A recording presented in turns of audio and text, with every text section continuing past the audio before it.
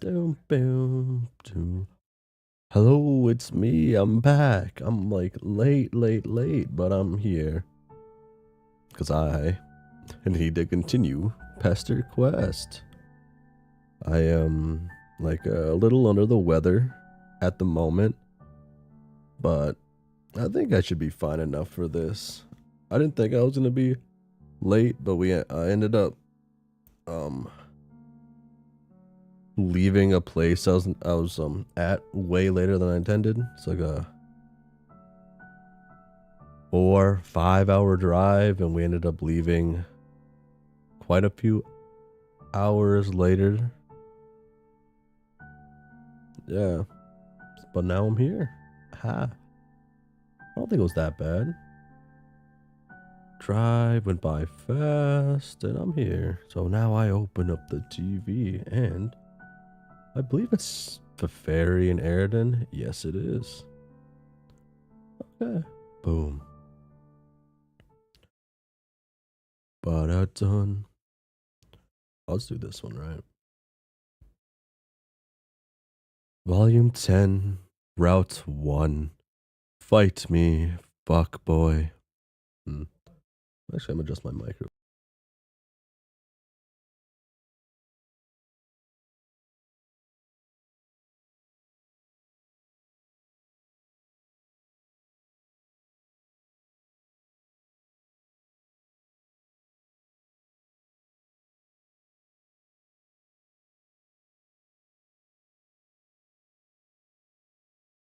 Okay, I think my mic's adjusted now. Maybe. Yeah. You were, well, okay. Oh, I accidentally opened up Twitter for a second.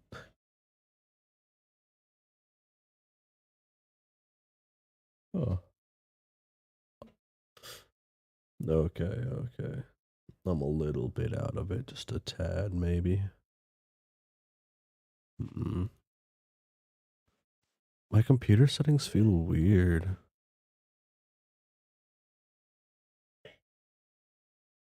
Oh, okay.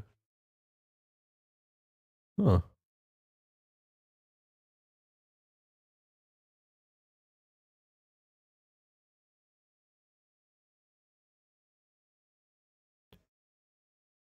I think this is right.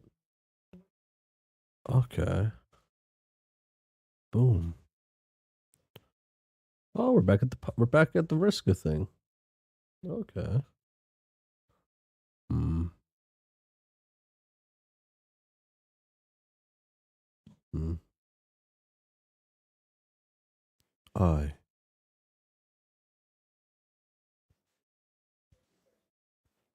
Everything. Yeah. Okay. I think I'm ready here. Looks like you're back on the beach, prowling around like you're looking for lost coins and trash with a metal detector. Except you're looking for friends and people whose lives you can make a little better with your reality warping powers. Come to think of it, maybe you should be looking for lost coins. You're not exactly made of money right now, to say the least.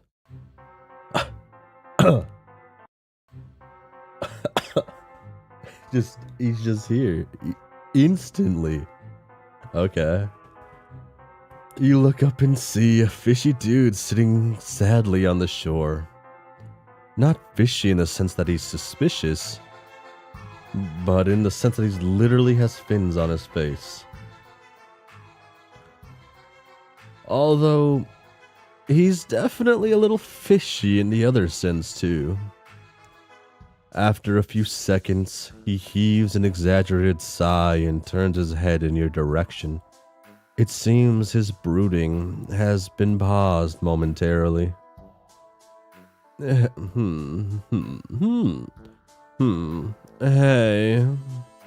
you over there.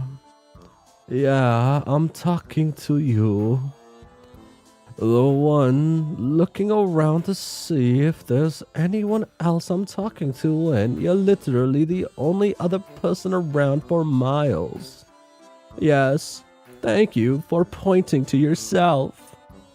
Are you that alien friend slut everyone keeps talking about? Friend slut? Wow. You tell the guy that yes, you are the friend slut. It's you. That is basically exactly what you are. It's what you do. Slut for friends. You ask him who called you that in the first place. You're going to need to thank them for giving you such apt terminology with which to describe yourself. Was it Sullix? You'd bet a lot of money that it was Sullix. No, it wasn't fucking Sullix, God.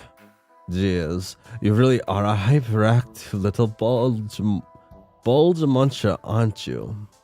No, that was something I came up with myself. Hope you're late. It's not very late. I mean, I was the one that was late. After hearing everyone talk about you and shower you with praise on Trollian. This is kind of loud for my ears. I gotta turn my own volume down. There we go.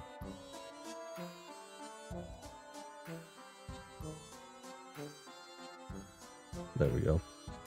I'm Eridan, by the way. I'm also sick. I'm very rich and very important around here. And by that, I mean on this planet. Wow. You sincerely thank Eridan for his nicknaming services. Something tells you that this guy might actually kind of suck, though. God, I suck. Okay. My moirail and my kisses both spontaneously realize how much of an ungrateful piece of troll garbage I am recently. This guy does suck. And they dumped the hell out of me. Ripped my damn heart out like it was part of a grisly offering to the gods. Eridan turned a dramatic eye to the ocean. Oh, it's time for a feelings jam. Fuck yeah. You can't believe your luck in running into the one motherfucker on this planet desperate enough to just tell a complete stranger all his troubles. It's giving you the perfect ammo. Ammo with which to pierce his hearts with, like, you know, the power of friendship or something. So I'm like going through a lot at the moment because honestly at this point I'm feeling pretty worthless. Nobody wants to deal with me or date me or hates me. Nobody's gonna put up with my unending tidal wave of bullshit, so what even is the point anymore? Nobody wants to be my friend and I don't blame them. That's not true. You want to say, no. You want to scream out so loudly that the entire length of the beach reverberates with your declaration. Against all better judgments, you want to be his friend. You want to comfort this broken-hearted fish boy. There's definitely something wrong with you. Are you just going to stare at me like that? Listen, I don't do this shit for free. Open up in front of other people I've never met, I mean. People pay good money for this shit. A good melodramatic Ampora wallowing from yours truly usually costs a fucking premium. Oh. What? Yeah, woe is me, etc, etc. Listen, are you gonna give me the cash or what? This guy can't be fucking serious. Why is someone this rich asking you for money? Look, a guy can have hobbies, okay?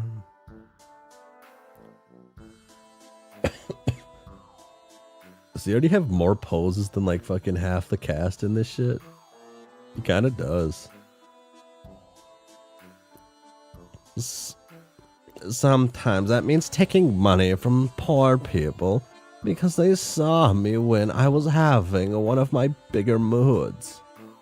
You understand, right? Awesome. Please pay me for listening to my problems. You're starting to get an idea of why people might have gotten sick enough of this dude to dump him without remorse. Calmly, you let Eridan know that you are, simply put, broke as hell. Oh well, that ain't my problem. Tell you what, if you can't compensate me with cash, maybe we could find an alternative method of payment. Oh god, no. No, shut the fuck up. I'm not talking about anything dirty or heinous or anything giving.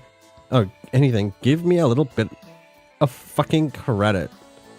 Listen, I'm still messed up over Fefin Friss breaking my heart as carelessly as a poor beast knocks over a wine glass, shattering it into a million pieces. If you couldn't tell by my beach gazing, I'm very lonely. What I want is for you to accompany me on a little friendly outing. Oh, is that all? Because honestly, you would have tried to get him to do something like that without any sort of silly prompting on his part. Much less actual emotional extortion. This guy might be even more desperate for friendship than you at your worst.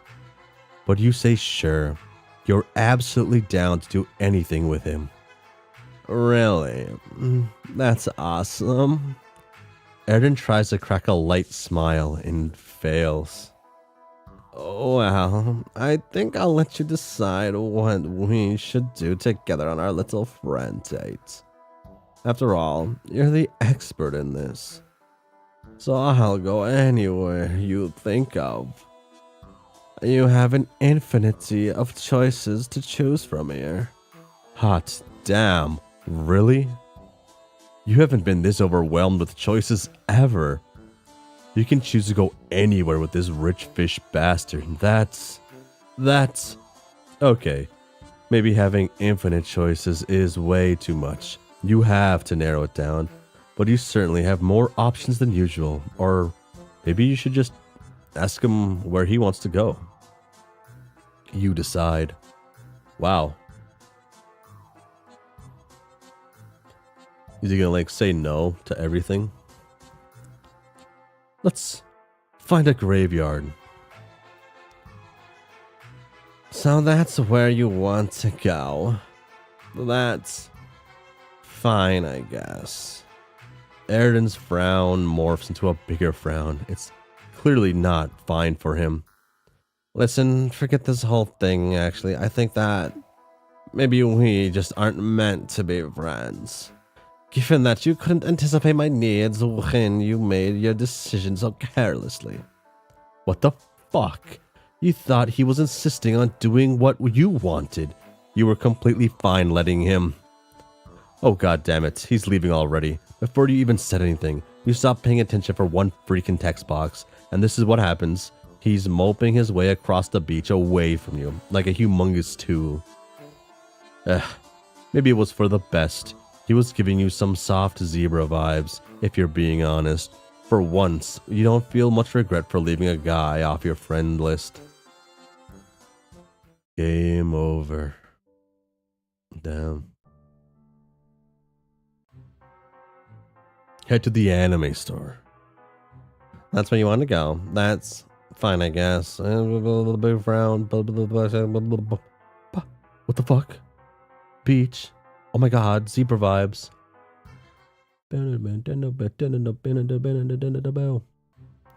Teleport to Earth. That's what you want to go find. Big frown. Oh my god. Oh my god. What the fuck? Oh my gosh. I guess it would be easier to.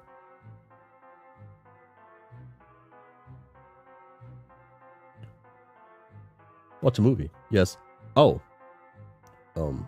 Stay at the beach. Oh, that's where you want to go. That's fine, I guess. Bigger frown, yada yada, yada yada. Okay. Stolen Heart Museum. That's where you want to go. That's fine, I guess. I didn't frown more. Still bigger frown. It's clearly not fine with him. Oh. Boom, boom, boom, boom. Sorry. He's gone again. Boom, boom, boom, boom, boom. Okay, let's go watch that movie. Yes. Or I told you. I want to go wherever you want to go. God damn it. You were hoping he'd pick up on your lack of clarity on the best decision. Does he really not have anywhere in particularly he wants to go? Well, surely it doesn't matter what you pick if he's being so insistent on letting you choose. We go watch a movie. Yes. Yes. Hell yes. Hell fucking yes. You know what is up. We are totally in fucking sync. You're not sure if that's a compliment or an insult. No, see, I've already have movie tickets. And had them for like a month. And was planning on going in a few minutes from now anyways. So clearly, we were destined to be together as lifelong fucking pals. Hell yeah, man. What? Because you knew exactly what we were always going to do. You're sorry. He had movie tickets this whole time. Why didn't he say so? Oh, you know. You don't. You're a little miffed that he was just expecting you to know what he wanted the whole time. But you're not letting it get to you. Moving on, let's get this show on the fucking road. I'm calling up the airship right now, and we can take a nice little scenic route to watch the planet-renowned classic known as Shrek 2. Hell yeah, Universal. Oh, what'd you say? Your eyes widen a little, and your body instinctively makes a spit take motion. You're sorry, Shrek 2? Classic? Finally, someone's speaking your fucking language. It's an unironic masterpiece that suddenly a hazy memory pops into your head of Shrek and Eridan standing side by side in a desert, surrounded by the black void of a cracked sky. And just as quickly as it pops into your head, it disappears. Oh boy, what the fuck was that? Is your mind playing tricks on you? Was Eridan smiling just then? You're not entirely sure why that's stuck out to you.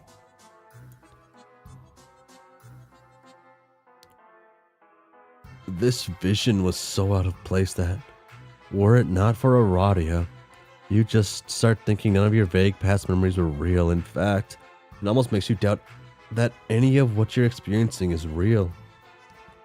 Damn, Shrek is love, Shrek is life. And yet, it strikes you as very familiar. Is there something else you forgot somehow? You refocus on your surroundings. Suddenly, you're on an airship deck, and Eridan's walking in front of you toward the bridge of the ship. Holy fuck, this airship is huge, you say. Also, when did you get here? You walked on like a bipedal, quadruple pedal, or septedal pedal alien? What are you talking about? Sorry, Shrek was making you disassociate. Okay, fine, fucker, I'll just say it's a gun.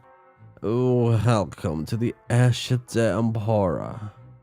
It's practically my second or third home, and basically, it's fucking incredible in every conceivable way. No kidding. The airship could probably fit a few city blocks on it, buildings and all. Hell, it looks like it could fit at least 3 more conventional, less airborne ships on it. You'd probably get tired walking from end to end on the damn thing if you couldn't teleport. Oh damn. Oh shit. Some saucy fits kinda. Shit, actually I like this one a lot. Damn. That's a good one. Fucking wand collection. You and Eridan mosey on over to the dressing room of the airship.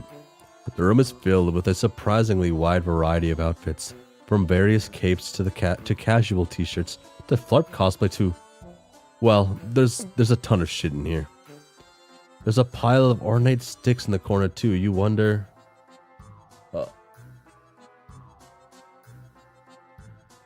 Cough. Don't touch the wand pile. By the way, they don't do anything. Hello, late. Since magic is fake as shit after all, no, Eridan, it's real. It's realer than real. You resist the urge to laugh in his face. Of course magic is real.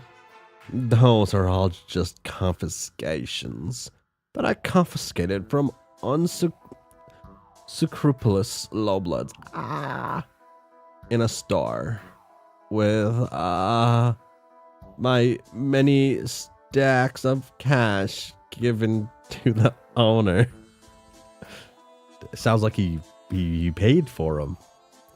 Definitely not something I like having here. Right. Your eyes wander a little bit more around the room, and besides the elaborate costumes with crazy labels, angsting ensemble? Really? You see a lot of really fancy dresses. They look pretty neat. You kinda want to put one on. It's about time for you to add another fan art generating attire to your wardrobe. Hell no, the dresses are mine. Wait, really? You're a little surprised. You knew he had a sense of fashion, but you didn't know that his taste was so good. The dresses look so pristine. You ask him if he's ever put them on himself before, or if he just keeps them here to look nice. Of course, I've put those on before.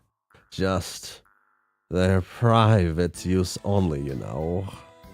And before you get the wrong idea, no, I'm not like thinking about my gender or anything like that. When I put them on, they just feel nice and breezy and shit. I mean, let's be real, gender's more or less a fake as hell mess that puts unnecessary restraints on people's lives anyways. It's just so arbitrary, you know what I'm saying? I mean, it feels weird like the trolls talk about it. I feel like...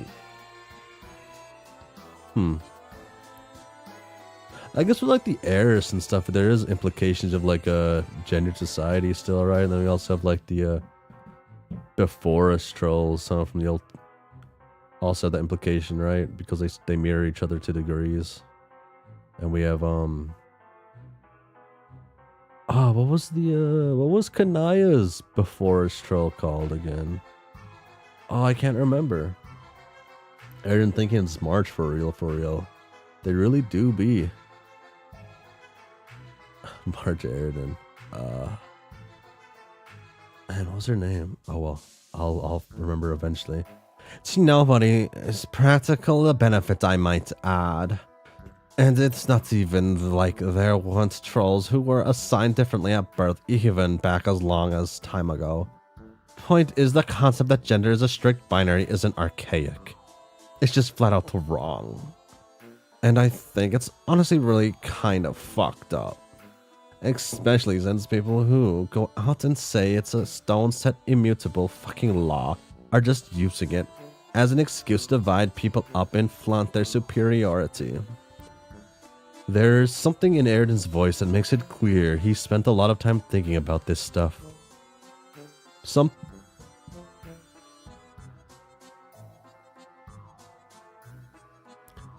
Something about the way he's recounting it all that makes you think he didn't learn this sort of stuff to impress people or appear woke, as the kids say.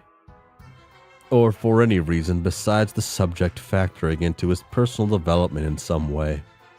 Maybe he isn't so bad. Anyway, let's talk about the hemo spectrum and how everyone below me just fucking sucks. Bulge? Yeah, sure. I couldn't think of it. Anyone lower than yellow is gutter blood trash that probably doesn't deserve the horrid life they live.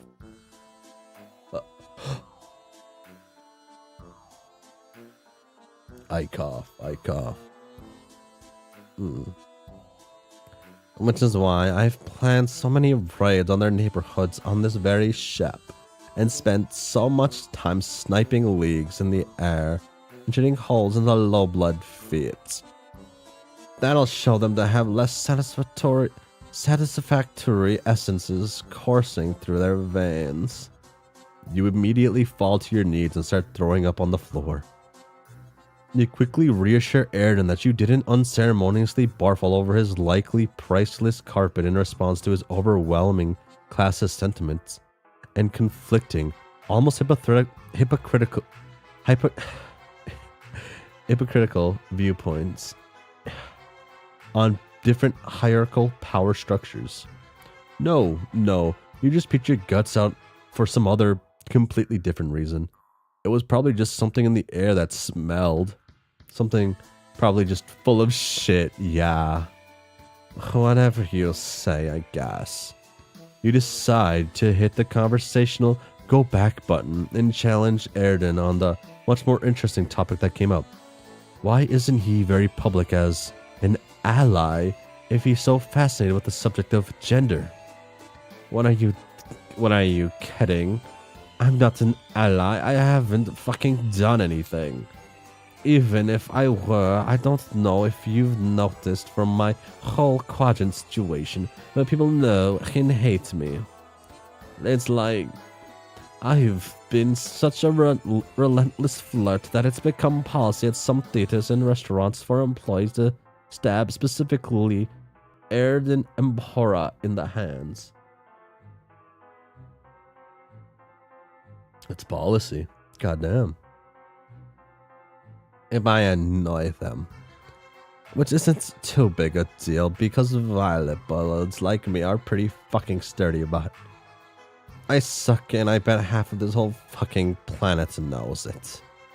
To the extent that, like, if I openly supported something like the destigmatizing of gender non-conforming trolls, any existing groups would hate me, and anyone outside of those would use me as an excuse to deride the seriousness of it all. And I'm not gonna be selfish about this thing in particular. Oh, you didn't really think about it all like that. Even then, surely it wouldn't be as bad as Eridan thinks, right? At this point, I'm used to being hated. Comfortable with it, even. At least it means someone's thinking about me. Oh, fuck. Oh. There's a palpable loneliness in his words. Maybe this is why he's so desperate all the time. Anyways, let's talk about something else. Like Solix. Do you know if he has the rumored and highly sought after double bulge or not? Just curious. Highly sought after. Okay. What? Fuck it, I'll ask him myself.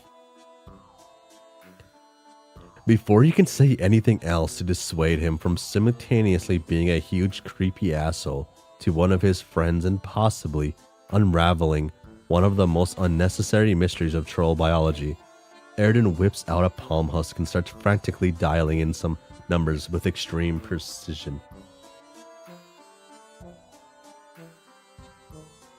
At least we know Eridan gets answers, I guess. Does slugs have 2 dicks? That's what I'm gonna find out. We're gonna find out. Maybe, or he's gonna get called off or whatnot. Oh, this cool little seahorse charm. Though I guess it's like Lucius. I like his phone case actually, or his phone. It's not a case, right? Hey, for fuck's sake, this better not be about your ex again. Let's find out. Didn't I tell you 1,000,000 times to stop talking to me already? First of all, don't rub it in about Fef piss blood. I can come to your house and put a bullet through your skull. Second of all, no, I'm here to ask something else. Do you have a fucking double bulge? Wow. Oh wow. Wow, what? Wow, what the fuck? You kind of hate this conversation. When you look at Eridan, you get the feeling that despite initiating it, he kind of does too. He's pacing around frantically. I've heard the rumors, pal. First off, not your pal. Second of all, what makes you think I don't have a triple bulge? Oh shit. Fuck off. Listen, we aren't unraveling this mystery for a couple sweeps at least. It's way too fucking funny to do that. You are way too goddamn lame. Why do I even talk to you? You should be fucking ecstatic that I grace you with my evanescent goddamn phone present. You mean palm husk? Oh, what the fuck ever, dude. Cranky because I'm fucking irresistible. Aren't you? Fuck you. Ever since the apocalypse got fucking cancelled, you turned to this completely moronic e-boy, and it's driving me out of my goddamn mind. LMAO. Do you even know what an e-boy is? I could believe like him being an e-boy. I bet you're just mad because you got cucked by me super hard. What? Yeah, I've basically been making out with FF for the last 30 minutes now. What?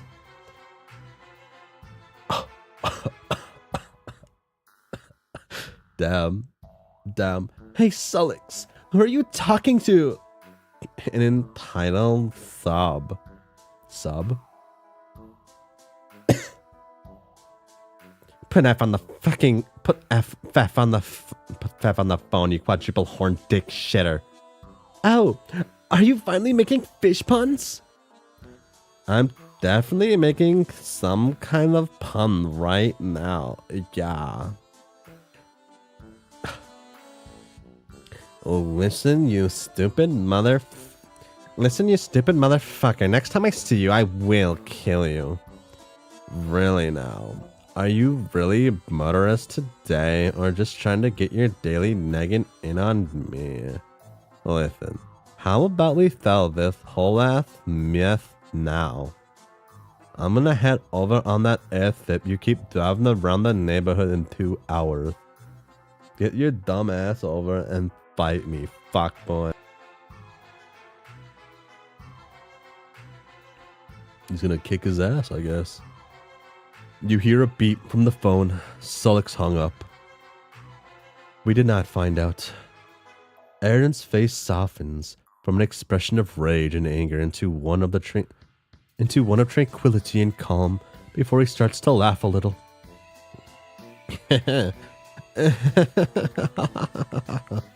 Holy shit. This a date I'm about to go on? Oh wow. You put a hand on his back and congratulate him. He seems as anxious as he is ecstatic at the moment.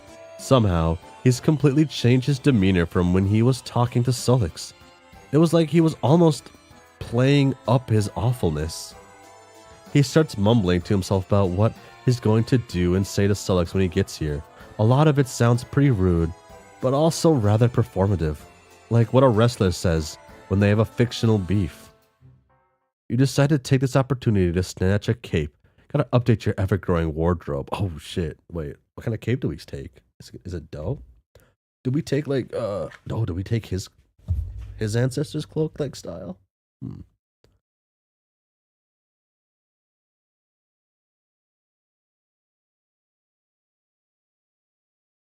Mute. Okay. Some time passes and you make your way to the airship. The airship deck with Eridan, who's having trouble keeping his face from cracking into a smile, or at least the closest expression you've seen to him having one. Solix hovers in front of you, a couple dozen feet above. When you look up at him, his frown contorts into something more akin to a snarl, and red and blue energy starts crackling around his eyes like lightning. Remember when I asked you to stop calling me? What? I've asked you literally 40 times to stop doing that, and so many other things, and you haven't listened. So I've decided I'm going to cut you out of my life one way or another. Understand? You look at Eridan. He looks a little less ecstatic than he did before. He gazes directly at Solix above him with a worried look on his face, shifting his general stance so that he can better keep his balance. You have a feeling this was more than he bargained for. You look down to the ground and reflexively brace yourself for impact. You felt combat psionics before with Ajaja, and shit gets crazy fast.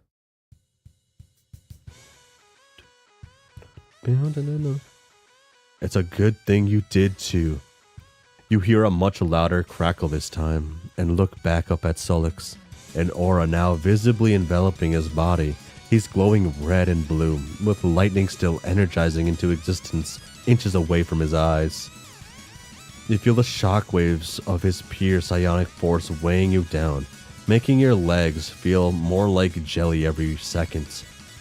It's as if gravity itself is bowing down to Solix.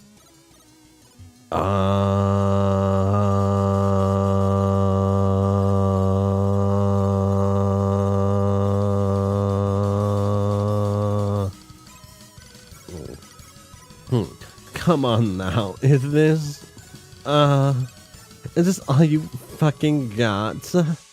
Something about Eridan's feeble taunt tells you that this is absolutely more than he bargained for. Oh, nevertheless, he pulls out his gun and aims it right at Solix with completely unwarranted confidence. Solix's psionic... Oh, I keep doing that. Solix's psychokinetic force is so overwhelming that your legs give out, and you hit the deck, stomach to the floor, knees to the ground, and ass in the air. Yeah, there's pretty much no way you can stop this. Solix shoots fucking laser beams out of his eyes, and Eridan returns the favor with his own gun's laser, resulting in the most anime-ass beam struggle you've ever seen. The clash ends in a huge explosion of smoke that obscures everything from view. Toxic yaoi. Maybe. Defying the force of blast, you zap into the smoke to get a better look. You're quickly met with a vast array of shurikens spinning wildly through the air in front of you, towards Eridan, using the smoke as cover. Eridan blasts most of them away, but the largest lodges itself right into the barrel of his gun. As if to say, "Nothing personal, jackass," Sullick flies out from behind, swiftly drop-kicking Eridan into a cannon, which seems to have been loaded with glitter? When Eridan crashes through the other side, he's collapsed, covered in scrapes and confetti. He's bleeding less than you expected. Nothing personal, jackass. By the time Eridan gets up and dislodges the shuriken from his gun, Sullick has disappeared from both your fields of view. Where the hell did he... You hear little tons of rock crumbling from below. You look down and see nothing. You look left, right, behind you, all around. Upwards. Ah, he's above you, pointing upward, levitating some kind of humongous... Some kind of... Is that a fucking shopping mall? Did Sullick bring a fucking mall to a gunfight? Wait, that mall.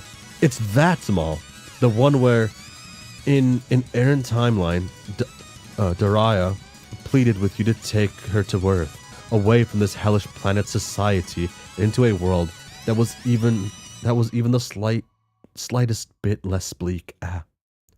You lose yourself briefly in your thoughts. You couldn't help Daria then, and now that it'd be easy to, fulfilling that one request is impossible yet again. It's so frustrating. You couldn't save Daria.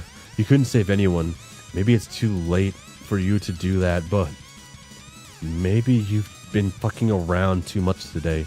Maybe, just maybe, there's someone you can save right now.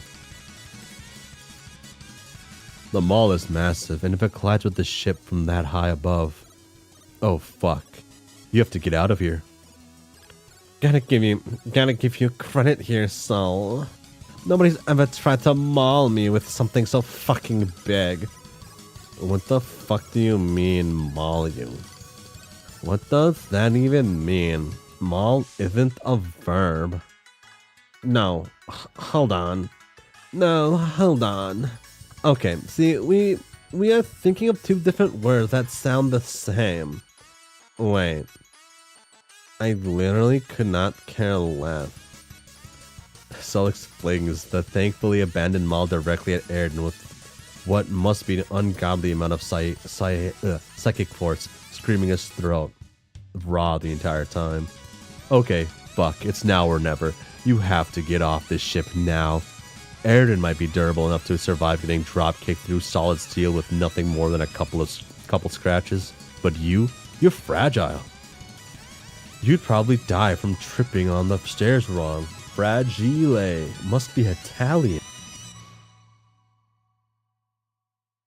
I cough. But even then, there's no way Eridan's getting...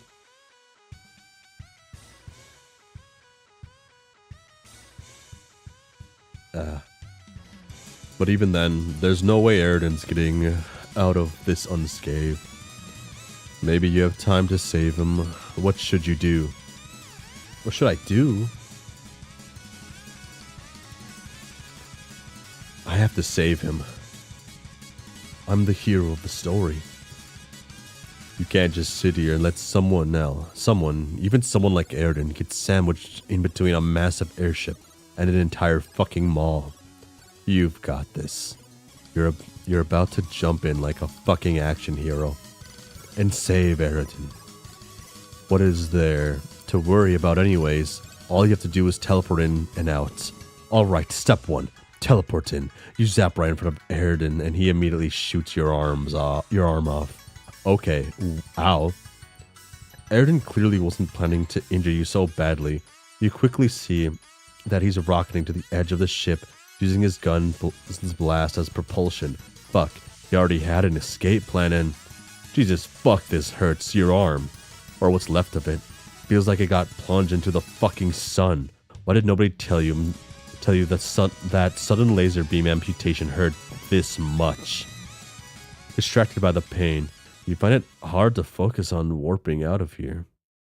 You can't even bring yourself to focus on Sullick yelling, fuck, fuck, fuck, as the titanic shopping structure hurtles towards you. You try to steady your breathing, calm down, and try to focus on reality around you.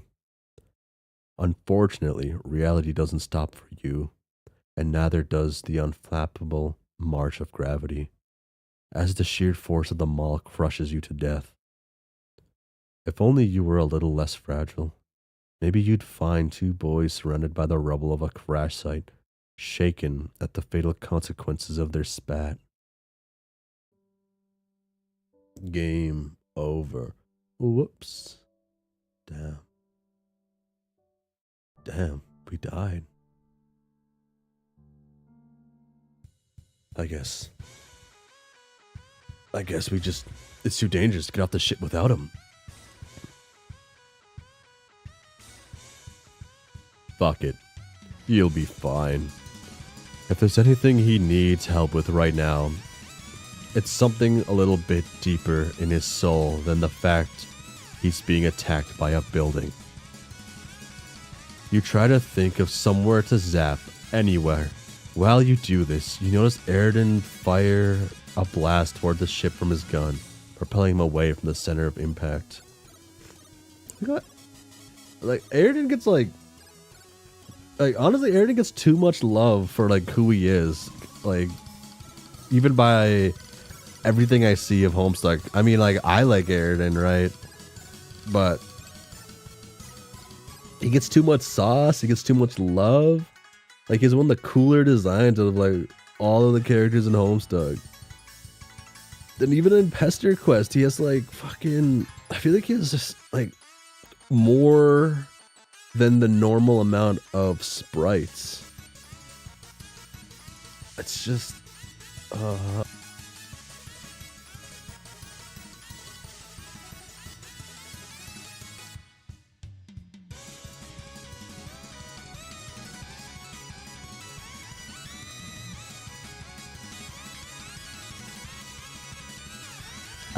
okay. And he's just a guy. Too many sprites for being so a guy. I hate that I like Eridan though.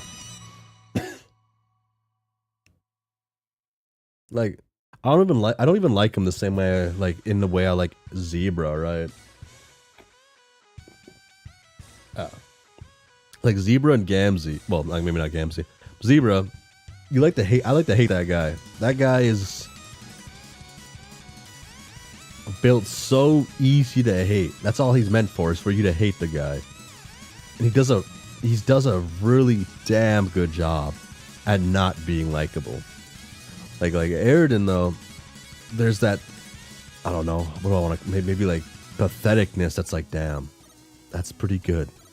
I like that, Eridan. Wow, Eridan, you're actually evil, but hold on a second. Maybe I could fix him type shit. No. You, meanwhile, just need to get out of here as fast as your mind can take you.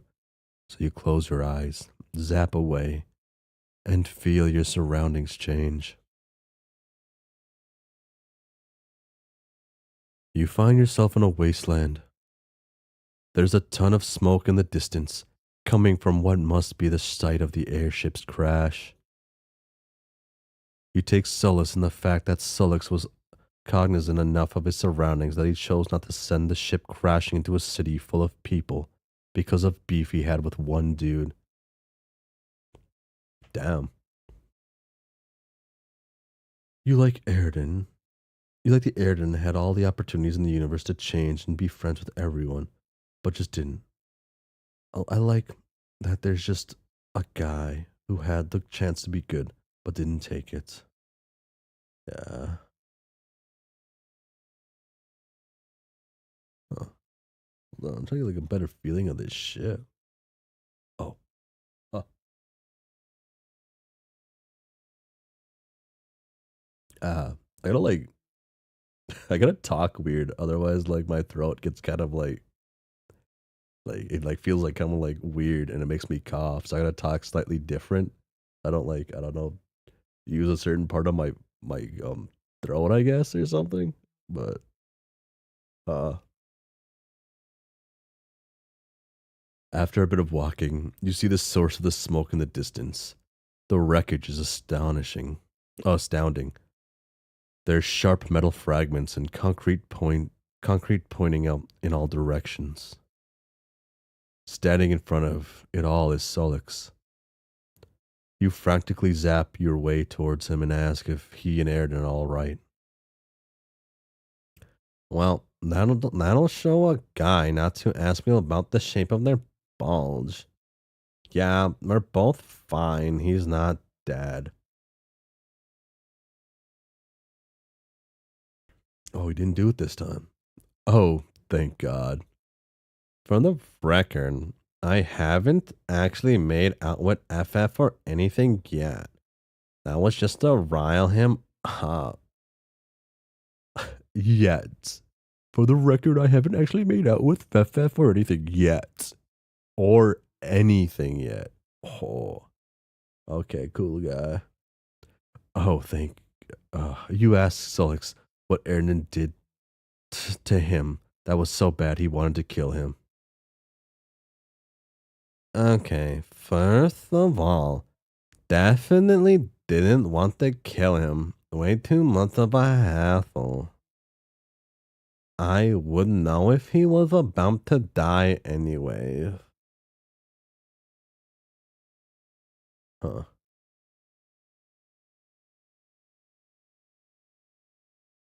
This like adds implications to like the Homestuck comic a little bit. Second of all, this asswipe called me at ass quack o'clock and either spouts some high blood superiority garbage he doesn't even believe, or complains about his love life. Oh, they just say that, huh? Oh, so okay. Basically every fucking day. We been knew he has the ability to hear voices of the soon to be dead. Yeah. No, I was talking about the it has implications to the actual like web comic of on like him killing I guess he didn't really kill him. Yeah, almost killed him. Still doesn't. Hmm. What it would take for him to snap and just kill him? I wonder if the probably be better if he was dead though. So what he's saying is that throwing a maul at Eridan was just meant to send a message? Pretty much. You know, not long ago, he actually tried to pay me a lot of money to wiretap FF, just to see if she ever talked about him. Oh, jeez. Yikes. Naturally, I took the money and didn't do that at all. Massive waste of time and energy, not to mention skeevy as fuck. I actually told her about that because it was kind of hilariously pathetic. It's like how we got talking in the first place. But enough about me. Why do you even care about this guy? I get your whole friend stick, but he's not your responsibility nor mine. Maybe Solix is right.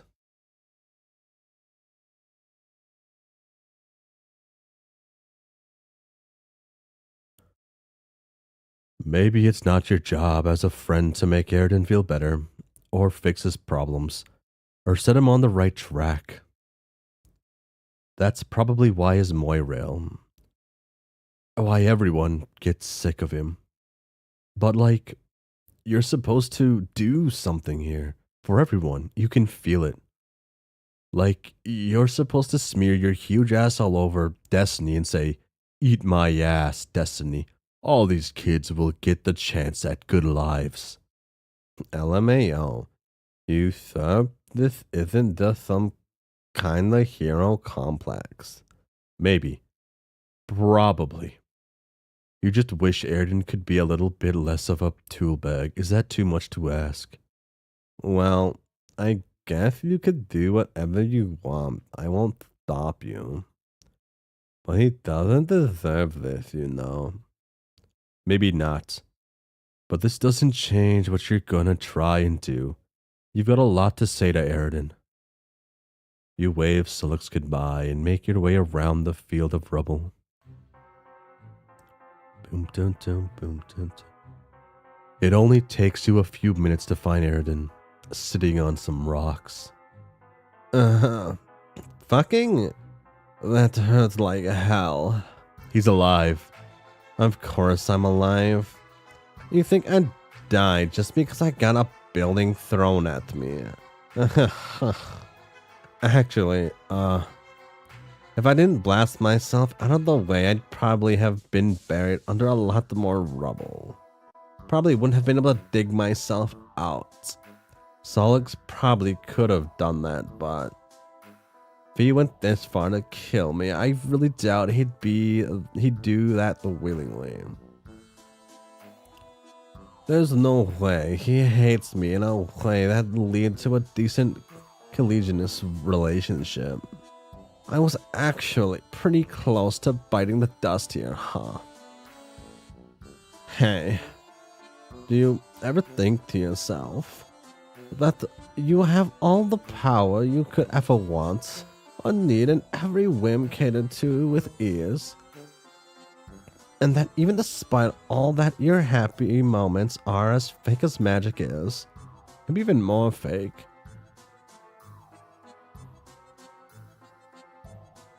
Cough, cough. There's no way I'm not doing something wrong here. After all, I can only wonder what you think of me. I'm just a scumbag who keeps setting himself up to fail, right? You ask Eridan if he wants the truth, wondering aloud if he can even handle it. You don't want the truth, Eridan.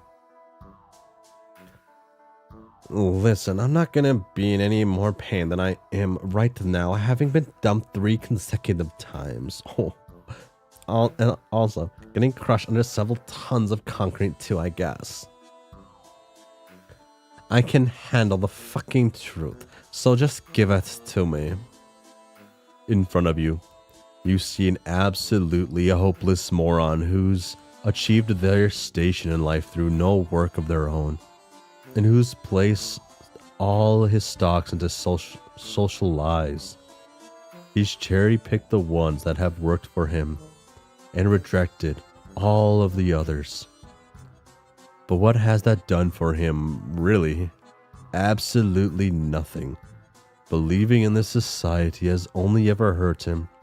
Maybe not in the same way it's hurt your other friends, but not even trolls on the top of the heap are immune to Alternia's brand of poison. He's a 6 sweeps old kid who's ultimately just scared, lonely, and confused. Someone who doesn't have to be hopeless. Someone who can violently burn away all his failings and rise from the ashes like a phoenix who decided, maybe this next life, let's not be so fucking racist all the time. So you tell Eridan, I don't know if it counts as racism, it's probably more like prejudice, it's a different thing. You tell, I guess no, actually, I guess, because wait, systems in place, yeah. So you tell Eridan to get up from his throne of wreckage on his sunken ship and start making his way to some pit stops of self-betterment before more people have grievances with him the way Silix has.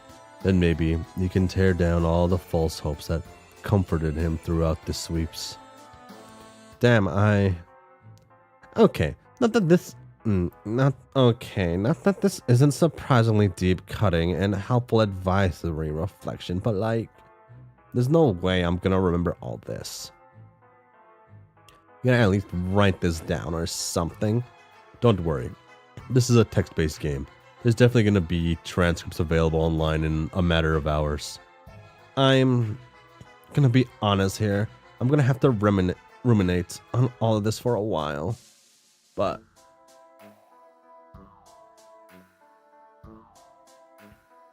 ah.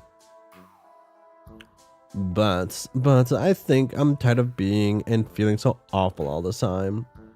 I just don't know where to even begin with myself.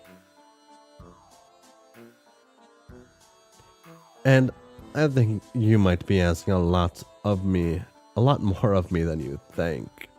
Life never stops asking a lot from you. Fair point. It's definitely gonna be a long process. There's pretty much no way you can force feed the guy a redemption arc in the span of today. Hell, you'd be surprised if he didn't still suck a year from now. But even the shittiest kids can change a lot.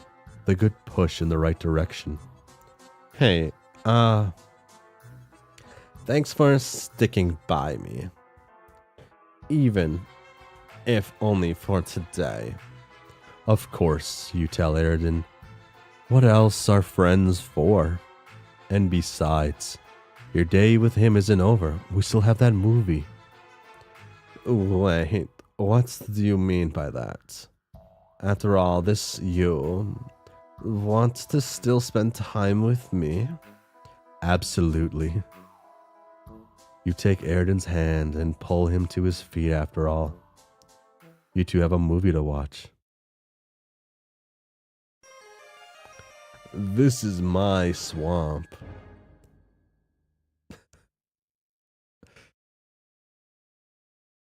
I like to think he's like just saying all the fucking quotes from the movie.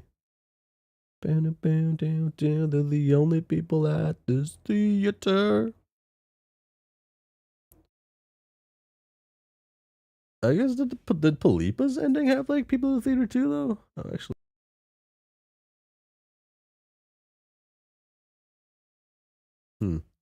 Troll Shrek.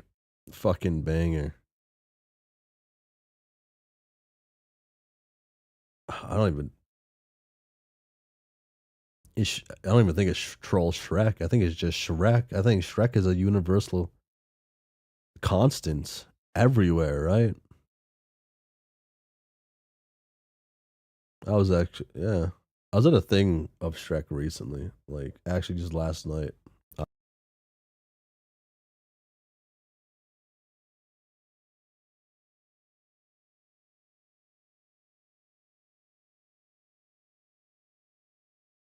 I was invited to a thing, so I went and checked that out last night, late last night. Like a Shrek rave, and it was interesting. Music was really light, really chill music. Wasn't really like super like fucking like, you know. It's more like I'm like, it was all right. It was all right. I got very intoxicated. It was like chilling and dancing with the lads. Good time. Good time. So that was his part. Now I guess it's time for Feferi. Probably out of all of these, the one I have the least amount of like thoughts and wanting and waiting and be like, oh my god, I can't wait.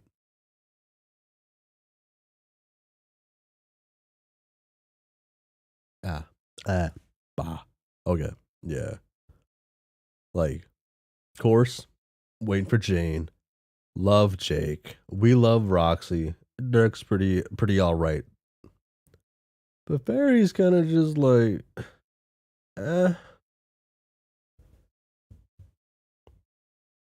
Out of the what is this like? What is it? 4, 5, 6, 4. Oh, 20 characters or whatever. Only like one of them I don't care about too much. Actually, that's pretty good. That's pretty good. That's pretty good ratio. Like everyone else, I feel like there's like something to like about, except for Feferi. Huh. Dirk is kind of mid. Sure, man. Sure. I mean, you can you can believe in like the lies you tell yourself. Hmm. Yeah, I think the fairy's like the most boring character here. Huh. By like a long shot too. They don't even have like the cute um cat girl like persona to carry them through the nothing burger they are, right? They're just dead fish girl at point in the story that's like talk to Jade and the Eldritch monsters. I forget what they're called now, I guess. Like the like little Eldritch monster guys. Only kind of mid though. Not as mid as Feferi. You know, like saying mid, calling Feferi mid is almost is actually just a compliment. That's a compliment to this character.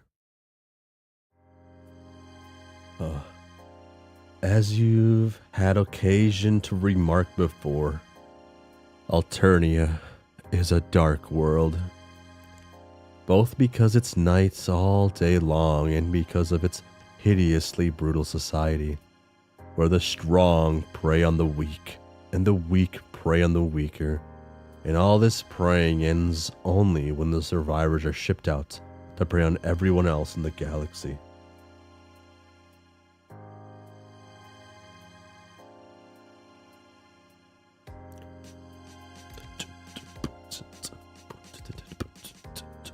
Alternia's cruelty has been on your mind for a long time, but recently it's begun to feel intolerable. You decide to take a walk in the woods to calm yourself. But it seems that with every step, your mood only grows darker, your agitation greater.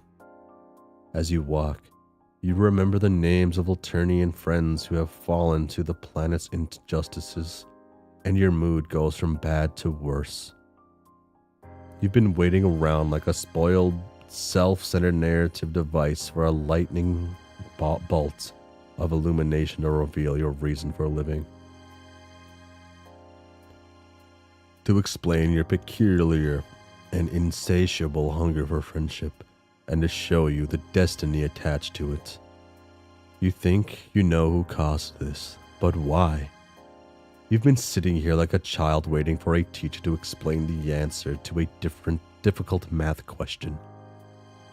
Vriska and Terezi are arming up to change the world. And what are you doing? Your usual bullshit. You're thinking, you're navel-gazing, and then, with a sudden blinding clarity, you understand. Vriska is right. Terezi is right. The answer is revolution. Who gives a shit? Who cares what some big dumb universe thinks your destiny should be? You'll take Dream Boulder's advice and choose your own fates. Take the answer to the meaning of your life into your own hands. Set your own course. The gods, the fates, the universe, or whoever will have to jump back pretty sharply, because your direction is clear to you at least. Your agitation turns to indignation, your indignation to outrage, outrage to anger, anger to fury, fury to ferocity, ferocity to white-hot resolve. The horrors of this planet have got to stop, and you are feeling particularly dramatic today, doubtless due in part to the shift in narrative tone and general prose quality in this episode. So now is the time. Alternia's cruelty and violence have upset and shocked you since you arrived. But as more and more of the population suffering under these wrongs have become your personal friends, it has become unbearable. You've been wondering all along, who will make it stop? Now you know the answer. If you are the main character, then you have to be the one to get the ball rolling. And you've begun to suspect that you can't die for reasons seemingly tied to your function as a narrative device. So that's a bit of characterization you can bring to bear. No longer will you linger in the wings, waiting for the narrative to summon you to heroics. But this momentous decision girding you for unstinting effort. You set your mind to the question of how to accomplish it. You start by making an inventory of the strengths and weaknesses you possess and can bring to bear on the task. Strengths. 1. Experience drumming up friendship in the most unlikely situations. 2. Ability to travel instantaneously anywhere you want to go. Weaknesses. Everything else. This helpful mental exercise clarifies matters significantly. You see clearly that the only way for a single humble being such as yourself to change Alternia is to go directly to the point of maximum leverage. In other words, straight to the top. You'll need both of your resources in this quest. You'll need to travel superhumanly and superluminally into the immediate company of Alternia's ruler and throw your full friendship game on them, with the objective of persuading them to initiate reforms, change rules, and set the planet on a course to civilization. But your darting intellect realizes something else. It won't be easy. The ruler of a world such as Alternia must be fearsome. Fell creature, a monster of no ordinary loathsomeness and cruelty.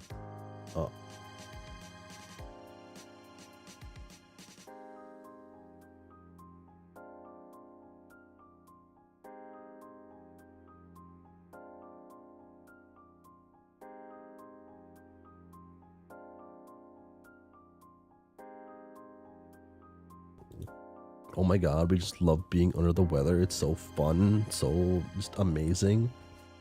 On Alternia, you've seen gigantic ravening, lushy, genocidal clowns, murderous high-bloods, and every kind of grisly crime, to a point making belief in Santa Claus almost impossible.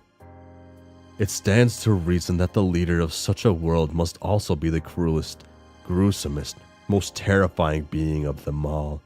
A being of nearly impossible evil. For the first time since this plan caught fire in your mind, a whisper of doubt creeps in. It occurs to you that the most likely outcome of your quest for the reformation of Alternia is a scenario where your internal organs are festooned over a wide area, your eyes popped out of your skull, and your brain splattered to a fine mist.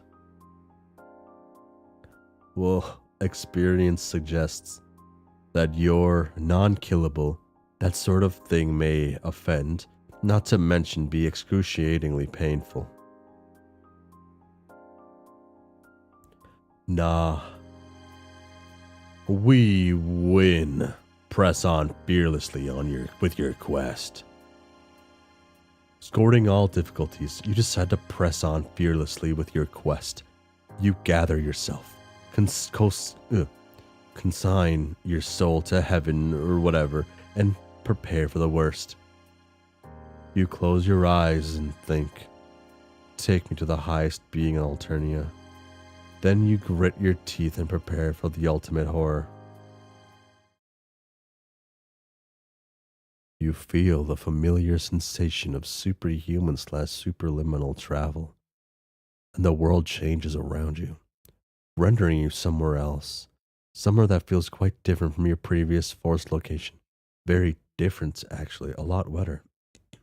We're in the bottom of the ocean and the pressure just kills us instantly. It quickly becomes apparent that there's good news and bad news. The good news is that instead of an eldritch monster, you've materialized next to a rather pleasant-looking troll girl with fins on her head and wearing goggles and a tiara. The bad news is that you're drowning, as you seem to have materialized in the middle of the ocean.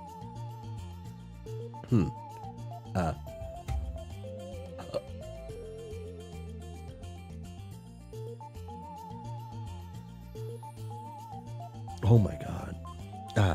Gulp! Kelp! Your own greeting may seem a bit less cheery in that it consists of thrashing wildly with your eyes, bugging out as you fight not to inhale.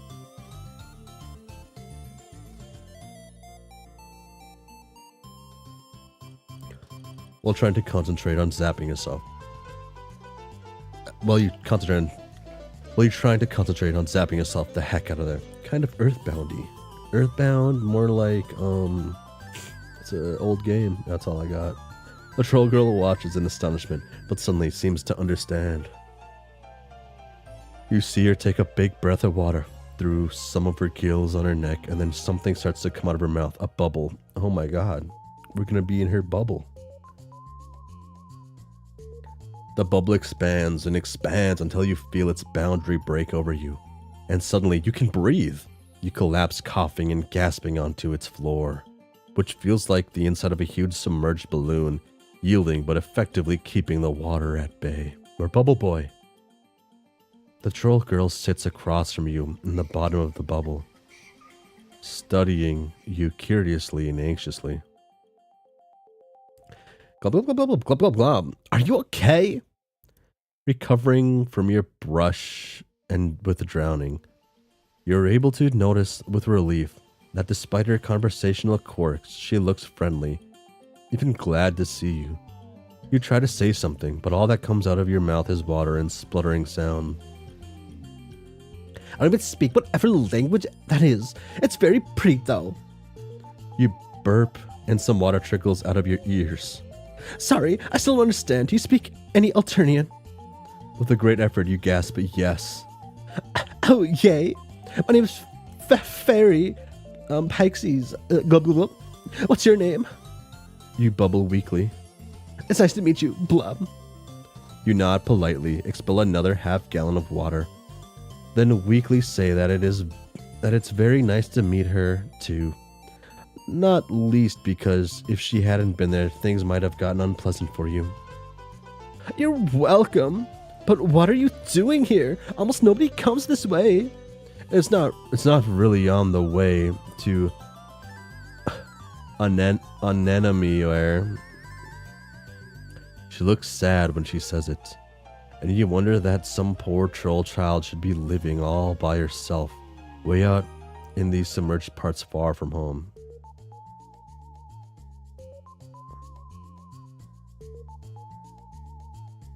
How did you manage to appear? How did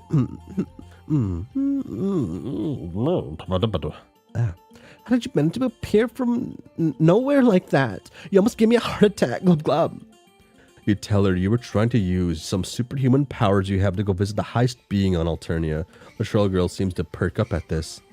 You want to come visit me? You shake your head vigorously to try to get the water out of your ears. The troll girl looks disappointed. Evil? No. We heard her. Club, you didn't come to see me? You apologize and say that you're quite happy to be visiting her, but that you misheard her last remark. You thought she had implied that she was the highest being on Alternia. Just goes to show how deep submergence and waterlogging can cloud your hearing. Oh no, Glub, you heard me right. I'm the highest being on Alternia. Most of the time, I'm the future empress, heiress to the throne of the Alternian Empire, which is a great big glubbing pile of whale poop as far as I'm concerned. What? You look around for the multi-razor-toothed, fire-breathing, acid-spitting heads, tearing claws, and bad attitude that your Alternia's highest being must have. But then you start to remember your Alternian social science. You haven't had any formal Alternian education. You're not even sure narrative devices, however indispensable, are eligible to sign up for classes, but you pick this stuff up when you hang around a place long enough. So, you know that the Empress spends most of her time off-planet leading merciless trolls hordes in conquest of the galaxy. You also know that there's only ever one other member of her royal fuchsia bloodline, the heiress, in existence at the time. Anytime. As long as the Condens doesn't kill her on her rare visits to the home planet, that is. The troll girl glubs sadly, and you realize that being the only fuchsia blood on the planet must be lonely. No, not only would you have enough strength to accidentally tear any troll who visited you limb from limb without noticing, but you've heard some sinister things about the heiress's luscious. Something about it being the size of a continent, hungry as the void of space, and evil as hell, as evil as the hell devils go to if they're bad devils. Something that might discourage casual visits by friends who don't want to double as snacks. But at the same time, you wonder that such a seemingly agreeable and sensitive troll as this girl could preside over such a grindingly horrible planet as Alternia. How can she live with herself? Does she even know what goes on outside of her insular little ocean? But you put all that aside for now. Here you are, right where you wanted to be when you made your master plan for Alternia reform. You haven't been devoured, dismembered, or decapitated, and the person you want to persuade seems immediately persuadable. Not to mention friendable. So you're ahead of the game so far. Time to take full advantage. Your Royal Highness, you begin.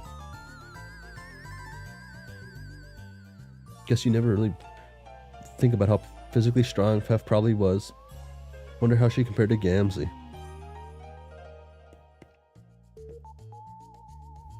Probably like surprisingly like much stronger. Call me Fef Blub. It's much friendlier to be a fish name on a fish name basis. I'm so happy and excited to have another friend.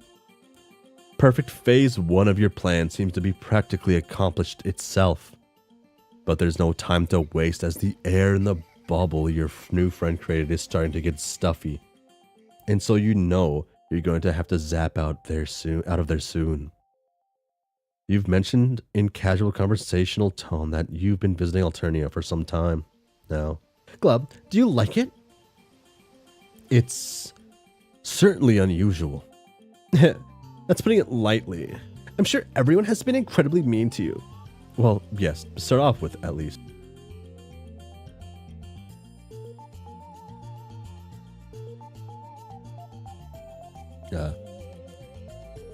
The sea dwellers think they're so much better than everybody else, but there's a bunch of shellfish, arrogant basils. The high bloods prey on the low bloods, and no one cares how other people feel or even if they live or die. Don't fly around killing anybody weak or useless. Oh, well, she seems to know. Maybe she's got plans of her own. Phase 2 of your plan is half in the bag already. You feel dizzy suddenly at how your quest is working out without the least effort on your part, and also from the lack of oxygen. You're gasping for breath, and a darkness is gathering at the edges of your vision. In about a minute, you're going to pass out from oxygen deprivation. What's to be done?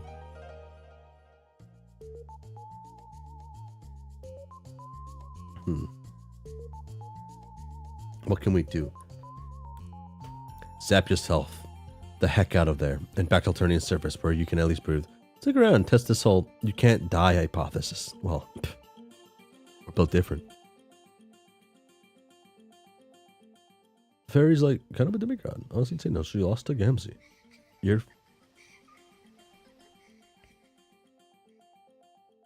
I don't think she lost to Gamzee. Did she? You're fading fast. A black tunnel is closing around you, and sounds are getting dim. You wiggle your fingers and try to gasp out an entry. entity. Glub, are you okay, Blub? For reply, you clutch your throat, fall heavily on the floor, and lose consciousness.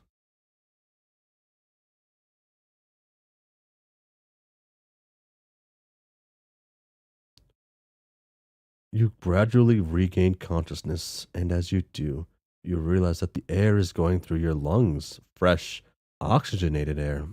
The most beautiful thing you've ever felt. This is a pad, I guess. You realize also that you're in a palatial,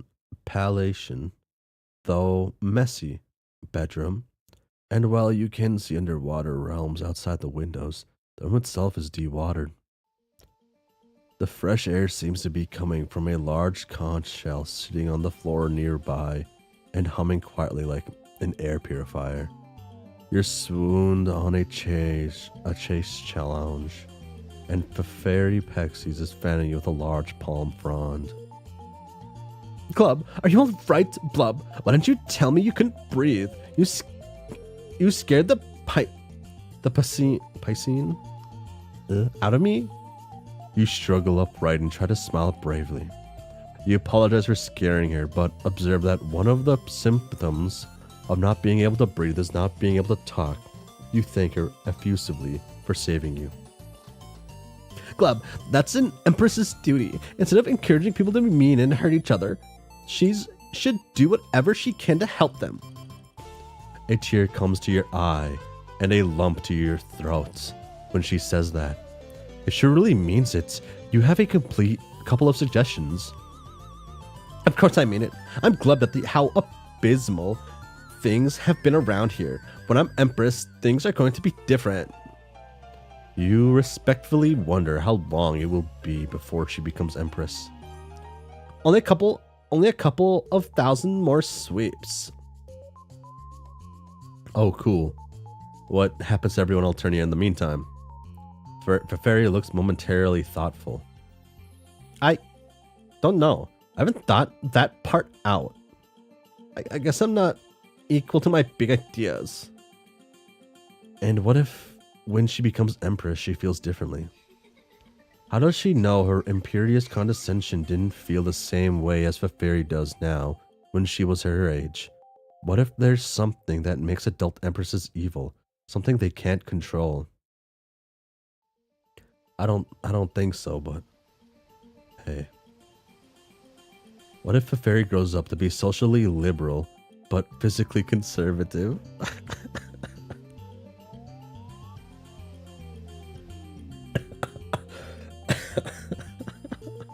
Sorry.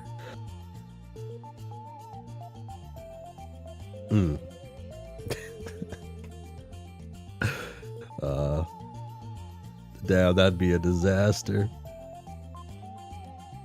What a horrible thought.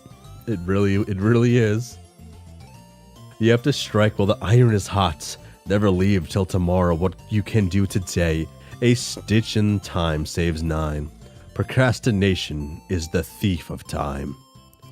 The longest journey starts with a single step. It's no use crying over spilled milk. You hope a fairy has been convinced because you're running out of cliches. Glub. The air still looks uncertain. Oh. Everything you say is plumb and true, but rebelling against the Empress, it would be so dangerous, and I'm not sure it would be right. It might cause glub. To make the vast glub. That would destroy everyone, you know. Oh, glub. You mean gulp. You didn't realize that. You're not sure what the vast glub is, but it sounds bad. Oh, it is. Before we do an enemy thing, we need more Ray guidance and advice. As Eris, I have a special metapsical periscope, you know. You didn't know that. It sounds made up, but a little metaphysical advice certainly does come in handy at times like this. Without further delay, the heirs goes to an ornate jewel-encrusted tube that rises from the floor of her palatial palatial bedroom. It seems to extend into the underwater depths, though air pressure seems to be keeping the water from flowing through it. She yells into the tube louder than you would have thought. Someone so agreeable looking could yell. Yep. Hope you enjoy reading Feferi's quirk. I don't. Oh. She just does that. She is so cute. She is. They all are. Well, I don't think Solix is. But I'm a Solix hater, so I'm very There's a swishing gurgling sound, and something extends up through the tube into her room. Something pale and featureless, a luscious but unmistakably a tentacle. God, her design is good. A tentacle with a bulbous eye on the end of it. You dive behind the luxurious sofa. You'd rather that the heiress's luscious didn't see how plump and tasty you look. Carcat isn't cute. That's a lie. That's a lie. But almost immediately, the eye settles itself on top of the tube and hardens into something that looks like a very large crystal ball. Looks at the goblin. I wouldn't expect anyone to call him cute. I expect Aradia and Feferi to call him cute at least one point. Shit. Oh, that's weird. We change up the art style for like one panel. Shapes move and change inside the crystal ball, then resolves themselves into a scene. A scene you recognize. You realize with a shock. You come out from behind the sofa and approach the crystal ball, staring into it. In its depths, a dark place appears, and in the dark place, a carnival carousel rotates. Wooden horses going up and down, and above them, naked plastic mannequins with plastic wings hang from wires. The dark carnival! Jumping Jehoshaphat? Is that where Feferi gets her metaphysical advice? Oh my god. Where else would you get it, I guess? Oh my god. The scene grows clearer and closer, zooming in on one of the horses, and on the figure riding it, your heart begins to beat wildly. It can't be, but... Honk! Oh my, that's my boy! Suddenly, you're dancing around the room with joy. You grab Feferi and whirl her with you as you dance. At first, she gasps in surprise, but then she gets into the spirit, grins, and begins to whirl too. Her strength is such that she spins you like a fan blade, your blood going to your legs, and when she lets you go, you hit the wall like a bullet and ooze down to the floor. Oh, he's here now? As you recover consciousness, your joy is barely containable. You never thought to see that sweet, sweet fella again. But now here he is. And evidently he's come up in the world because he's communicating exclusively with Royal Fuchsia Blood Princess. You're so proud, your heart feels about to explode. My friend Glub here. They have a plan. Well, you wouldn't go that far. I'm not sure what to do. Honk, honk, honk, honk, honk, honk. Just hold on. Feferi adjusts some controls on the bejeweled tube. They must... Oh my god, no way.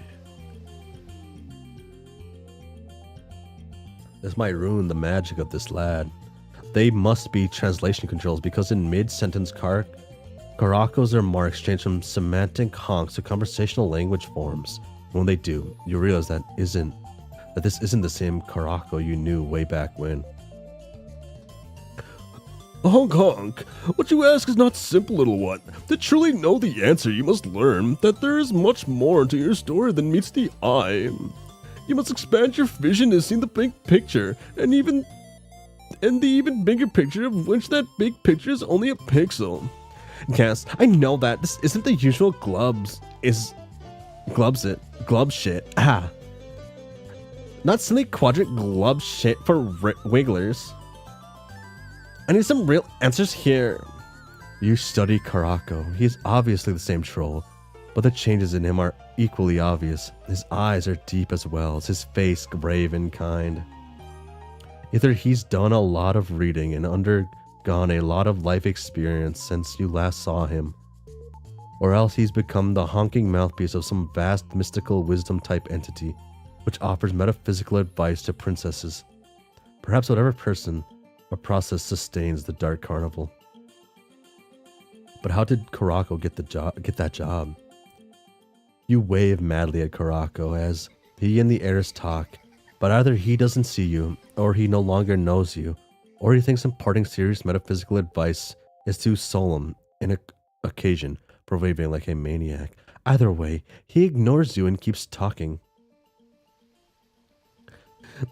Does a troll who paddles an ore vessel down a rushing river control her own fate, or does the river control her? The answer is, of course, both. The river has its force, but within that, the troll can move her boat where she will. You are the heiress, and thus the fate that sweeps you along is vast and swift and powerful. But your arms are strong and your ore vessel stout. Do not despair of your own strength. Yet there is more. We see by mystical means that the rushing river you navigate is itself being swept along by an unimaginable vaster, rushing cosmic river.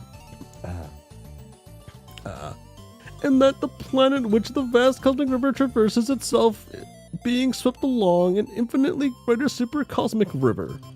There are many such metaphorical cosmic meta-river levels in this particular instantation. Instantiation on the story.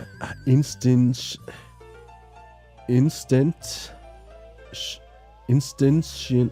Oh my god, I can't read.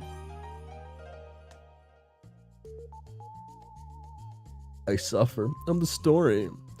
Thus, even if you raw the utmost power to change your course on the river you are navigating, the river you can see, the other meta rivers continue to sweep you on as before, without regard for any tiny adjustments you may make down at your level. Yet do not despair. You may yet, through long and deep meditation, transcend the bounds of this small world, rising higher and higher so that you are able to see and comprehend and transcend those vast and vast cosmic rivers levels one by one. I cough. And what you can see, you can learn how to navigate using meta vessels and meta ores, fashioned from meta cosmic star stuff. Yet also remain humble. Above the creator of this world is yet another creator, and above him yet another creator greater even than him, and above her yet another creator. These vast powers move all things like pieces on a chessboard, yet if the chess pieces grow wise enough, they may move the movers. The powers that move in these universes upon universes are unimaginably large, and as yet you are unimaginably small, yet nonetheless for that, you are, and your smallness and your small world are indispensable, like a key piece at the bottom of infinitely tall Jenga tower. Knowing these things, do you wish to undertake the great work of awakening and enlightenment that will bear you into full light of reality?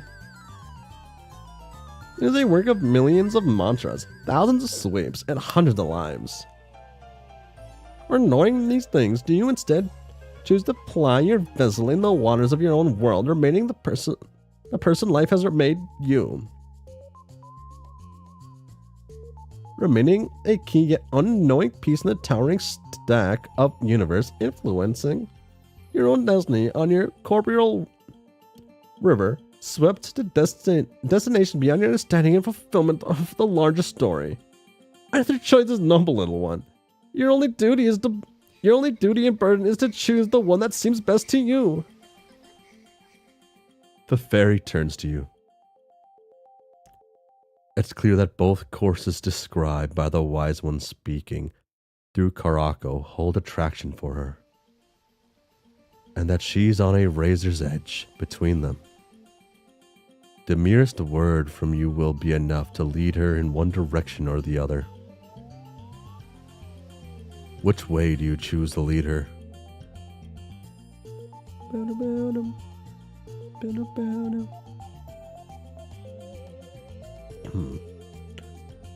Do we influence the heirs to choose the path of meditation and transcendence?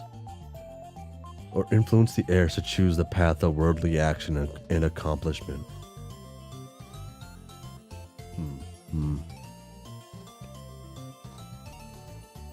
Well, we choose the path of worldly action and accomplishment. There is no other choice to be made, really. Well chosen, little one. Step forward and tell your marshmallow-like companion to step forward too. A helpmate to share in your worldly efforts is a blessing.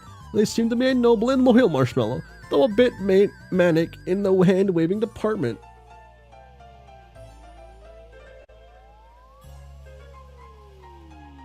There was only one choice. You and Feferi step forward, and Karako's hand comes right out of the crystal ball, dividing in two, and makes gestures of blessing over your heads. You immediately feel strength and courage coursing through you, and as the luscious tentacle turns back into an eye and withdraws from the tube, you turn to look into Feferi's sparkling eyes, and you see that she is feeling the same intrepid energy. Yay! I think a good portion of that was glub shit, but still. Damn, Feferi. He has an illy point somewhere in there. We can't just see. We can't just be canoes. We have to be fish. Even at the end of the day, we are just a little minnows. We'll be whales to someone. You start to grab her for a dance, but recalling your previous experience, quickly turns the gesture into a offered high five, which she slaps, breaking several bones in your hands. What shall we do? You ask her. What's our plan? You feel the ability to accomplish any plan fairly overflowing from you. You'll have to introduce her to Terezi and Vriska to start off with, at least. Yes. Glub, but first I need some time to think. I'm so excited. I'm sure the purpose of your visit was to reveal the whale of the destiny that awaits us. But we need to consider our next move. Consider. Will you come back and visit me again soon after some tides have passed? Then we can compare notes. Yay, glub, glub, glub, glub. This is going to be fun. Noble partnership victory. Fucking broken ass hand after that, huh?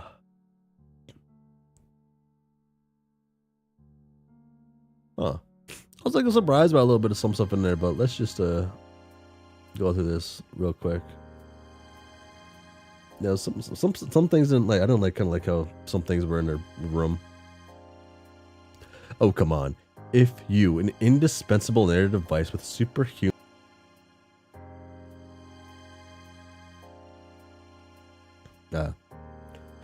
If you, an indispensable narrative device with nearly superhuman befriending powers and actually superhuman traveling powers, won't try to reform Alternia, who will? Have you no pride, no grit, no college spirit, old college spirit? Go back to like the right answer.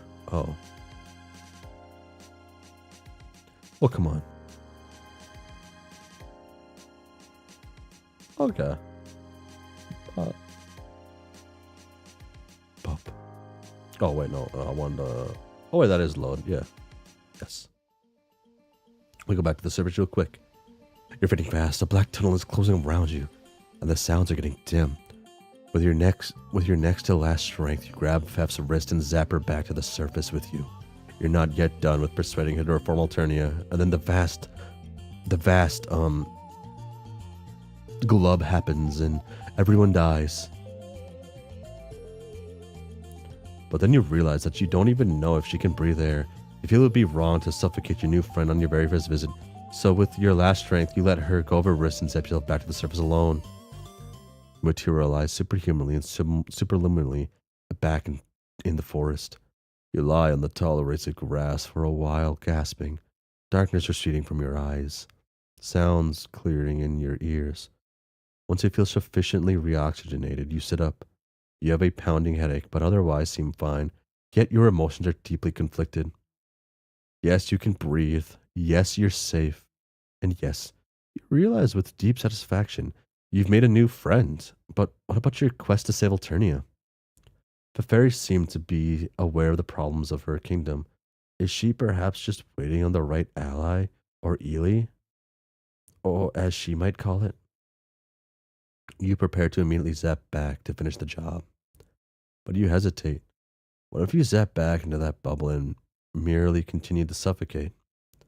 Or what if she's already collapsed the bubble and you materialize in the water again? What if she's not there to rescue you, or is so annoyed that your rudely abrupt departure that she decides to just leave you to your own devices?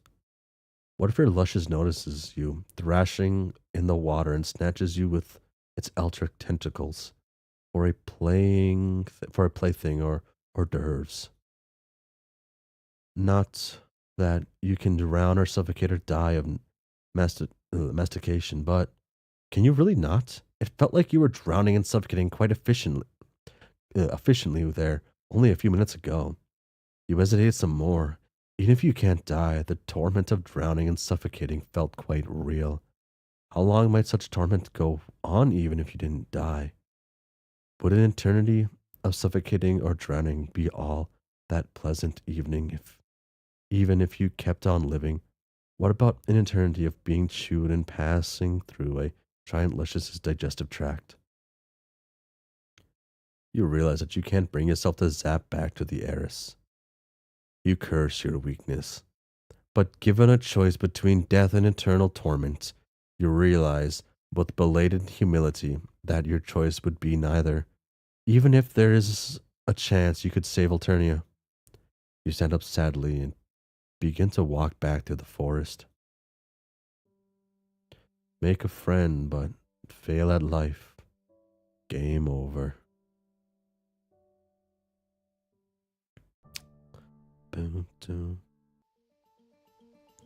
We meditate and transcend. Well chosen, little one. Step forward and tell your cheese-like companion to step forward too. A friend to share your transcendental journey is a blessing, and they seem to be noble and loyal cheese, though perhaps a little bit overexcitable. You and Feferi step forward, and Karako's hands come right out of the crystal ball, divides in two, and taps each of you on your forehead. At the tap, you feel a powerful fire course up your spine and through your chakras, and roaring flames obliterate all the world. When the flame subsides, a resonant silence reigns. You and Feferi are seated in full lotus position on either side of a fresh air conch, cozy in a bubble floating deep through the vast oceans of Alternia, where you can never be found by anyone until you emerge fully enlightened and with the power of gods many yugas hence. Eternal spiritual siblinghood victory.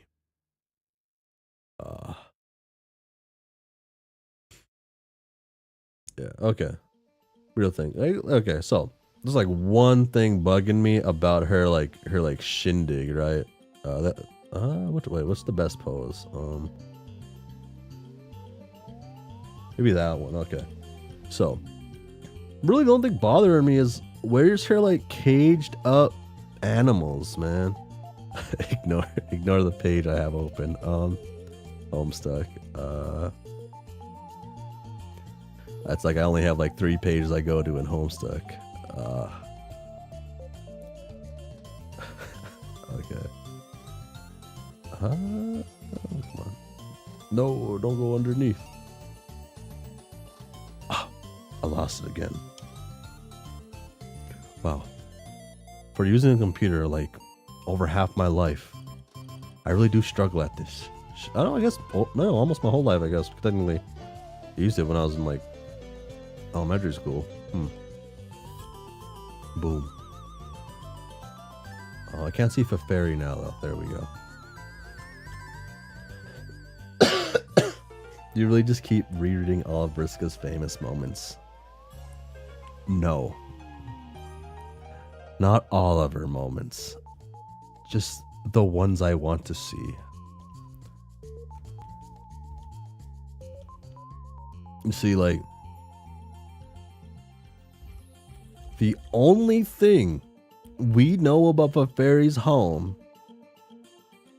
is she keeps tons and tons of animals, in, I'm gonna call them safety cages, right? She, imprisons all of them in these cages to keep them safe. Cause, you know, what else, right? You know, you can't I mean, we've seen Alternia, right? That's like that's my biggest issue with this. We don't, it's like, even Pesterquest is like, yeah, Feferi's kind of boring. There's really nothing like we don't want to deal with like this. We want to deal with like that. They reimagined her hive. Which was part of the few personalities she had, the little bits of it. When you don't have many like moments in the story, like big moments, right? I guess she does have like technically some of the biggest moments, right? Like dream bubbles and stuff. And like in being Jade's, whatever. It's kind of just funny because it's reimagining your hive is kind of big news. It's like a big change for this character.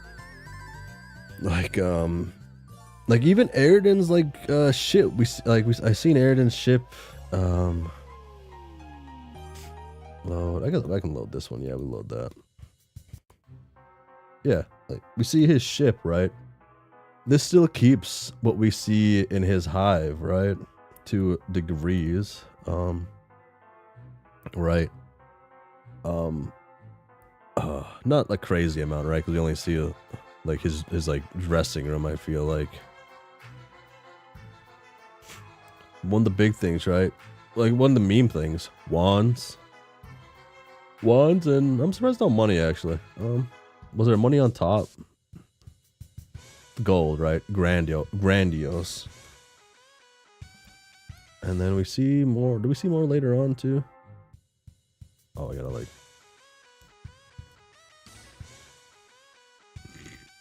Oh, I burped.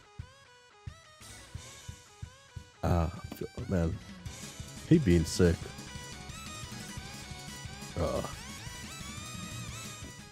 Also reimagined hive. Yeah, I mean, it's not really his hive though. It's more of his like ship, but the grandiose shit, right? It still has some essence of what we know of him, right?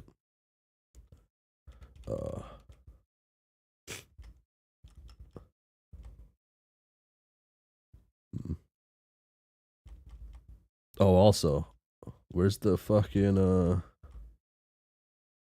shit. Oh wait. Oh, that's interesting. It doesn't want to. Oh, there we go.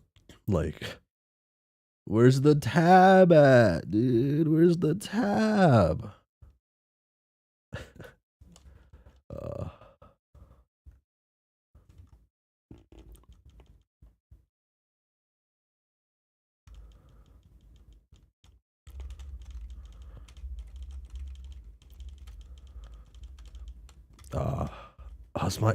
That's my favorite character. Maybe top 3, maybe top 4. Very just like it deserved. Damn.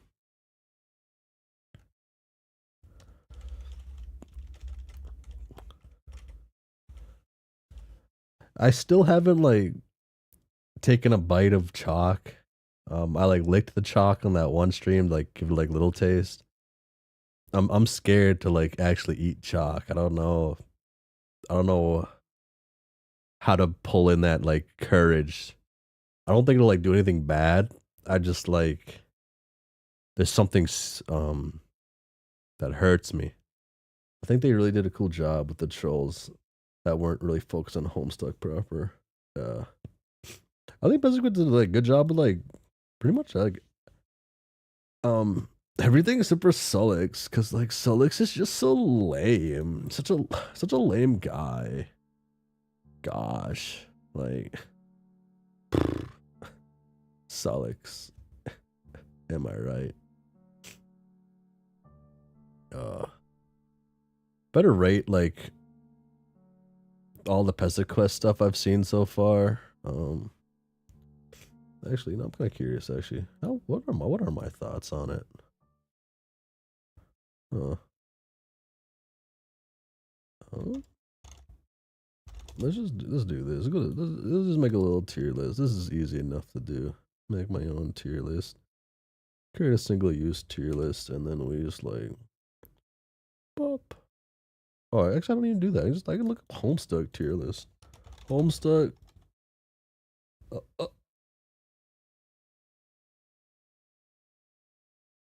I look up like Homestuck. Yeah, Homestuck. I don't know. Let's look up Homestuck Act 5. Homestuck Act 5. So I don't fucking see spoilers.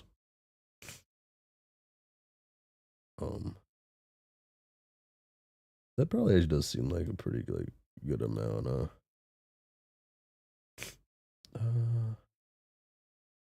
Yeah. Who had like the coolest like jams? Well, I mean, there we go. Like for Pesterquest, right? Jones was probably like it was alright. Eridan's. I don't think that was maybe John goes higher. I don't think Aaron does anything crazy. Feferi's was actually not Feferi. Okay, the cat gal. The Peta was okay. Pesterquest is more like having fun, right? So like, I think it was great just having this one there. Car Cats. Car Cats was better than John's. Maybe like that. Arad. I actually did really like Aradia's a lot. Aradia's is good. Dave. Shit.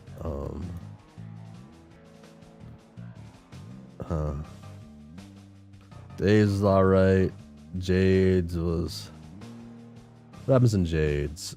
Jade's wasn't anything crazy in my mind.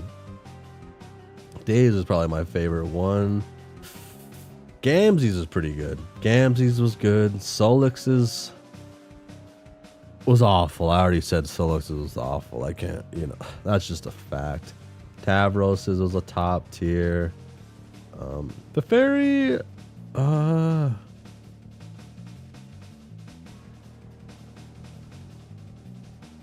I genuinely like laughed like more than I wanted to at a certain joke, so I gotta put it higher than what I was going to do. It anti-Sullix bias. There's no anti-Sullix bias. There's just Sullix exists, therefore it just sucks, right? That's all. Briscoe's. Huh.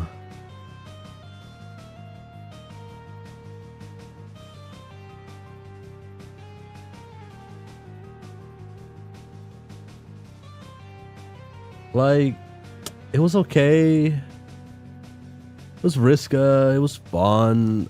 It had the fun little game mechanic, but nothing really came out of it. Gamers are the most oppressed group in our society, as a Joker once said. I guess the gamers are more oppressed than the clown folk, like my boy Marvis was telling me. Aqueous's was very entertaining. I liked Aqueous's a lot. Aqueous, Kanaya's is probably S tier. Terezi's was great. I think this is like how I'm feeling about him so far. Oh yeah, Rose exists too.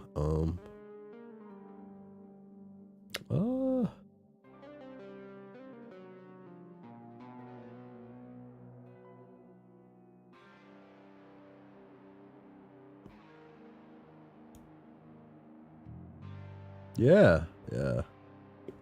This is probably like the Pesterquest went.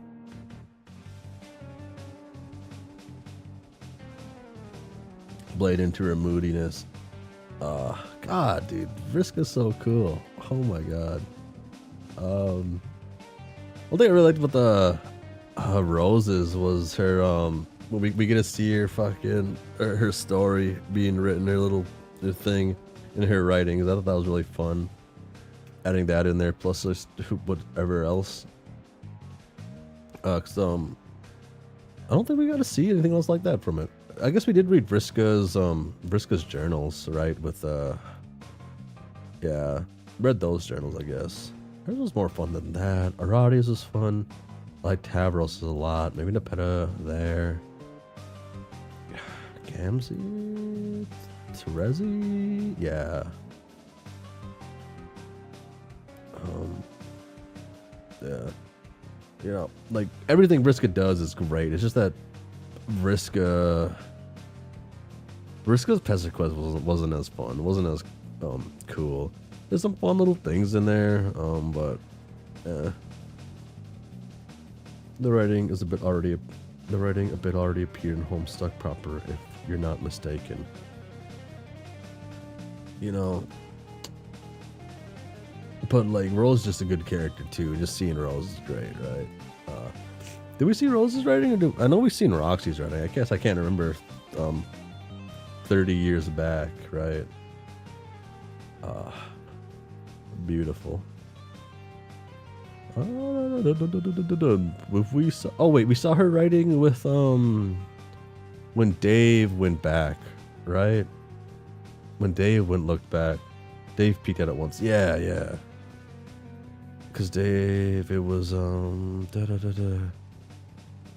forgot where that happened at. Would that have been early? I guess I can't remember.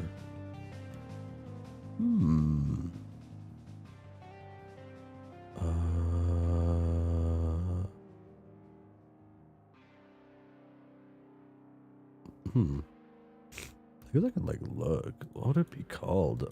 What would it even say in there? I don't know. Wizards, you're a wizard or something probably is in there.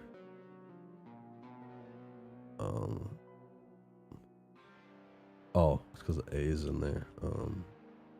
I spelled you're a wizard wrong anyways. I wonder if that changes anything. It does not. Okay. A wizard. Okay. Wizards. Status combined ball. Bum. I wouldn't be way back that. What would it be on? Oh well. I didn't know he looked. It was something.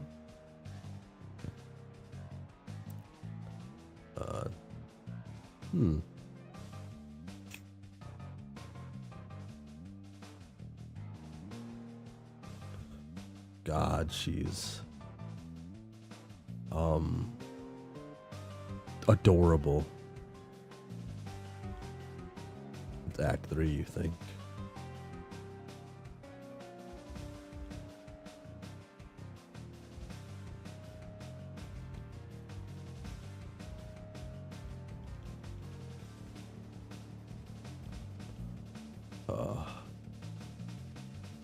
God, I'm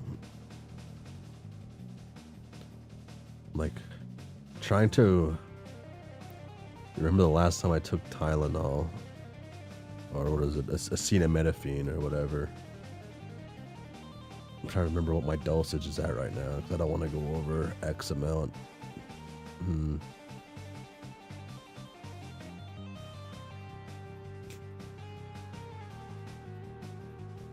Is there anyone who unironically hates Callie? Probably. I could see people hating her. I can see people hating her quite easily, actually. The Caliborn, yeah. The Caliborn has some weird sister complex, right? I mean, that's like inherent to their species, actually. So, I guess in theory, Callie would have a weird brother complex to a degree, also, huh? Their species is just like that. Hmm.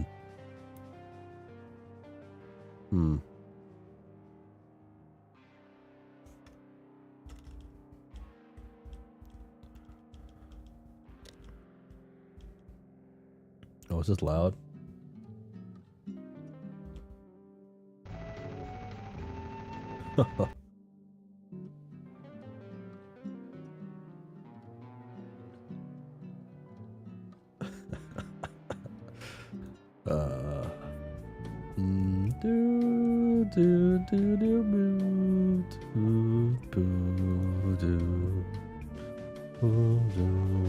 Okay, Pesterquest.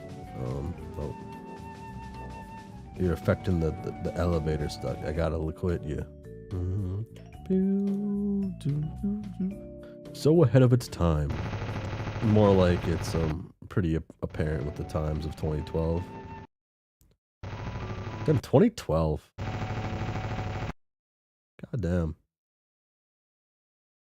This story really took a long time to fucking go on, but I guess it did have giant like wait times too at quite a few points, right?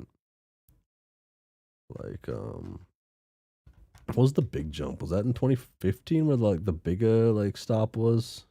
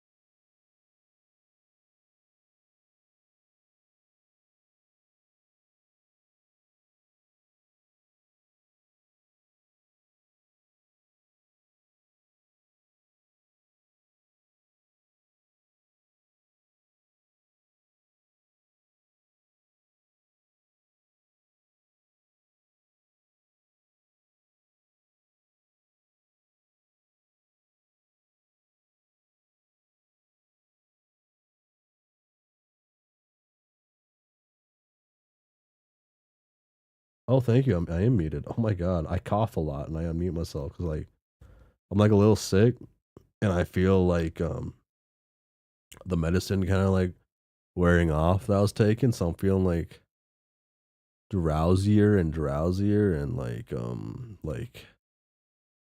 also feel like tired because I streamed later.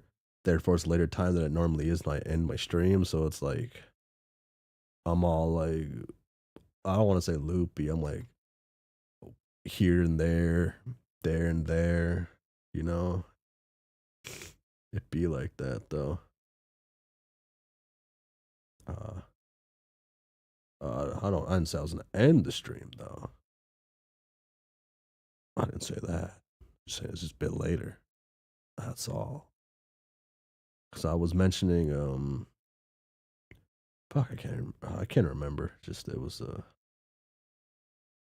fuck there's a lot of pages. Holy shit. What is it? There's 800,000 words, over 800,000 words, 8,000 pages. Fuck. How big is like the Lord of the Rings trilogy? Word count.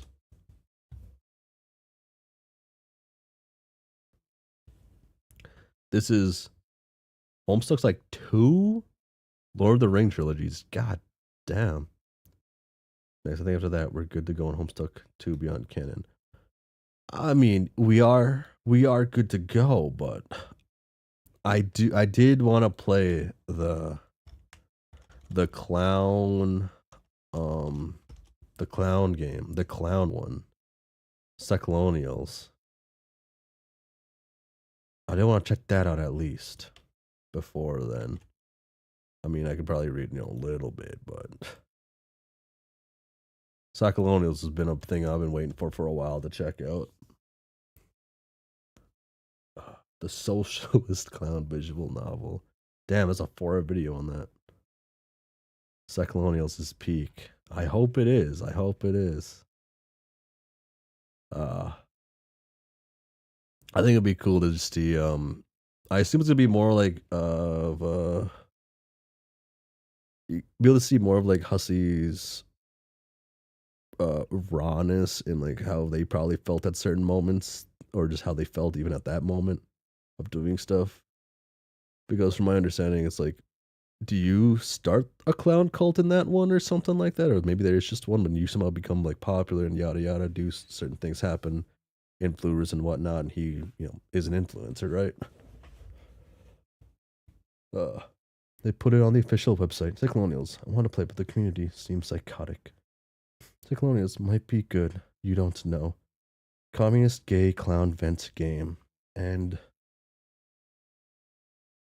I like all 5 of those words in the same sentence, so it sounds like a great thing to check out. And I just like how the characters. I like how the character clowns look. They almost make me like clowns. Let me just look up the. Here we go. Like, this is almost enough to make me like clowns here. Oh, it's established earlier in the stream. I have a fear of clowns, like a genuine fear of clowns. Clowns actually scare me.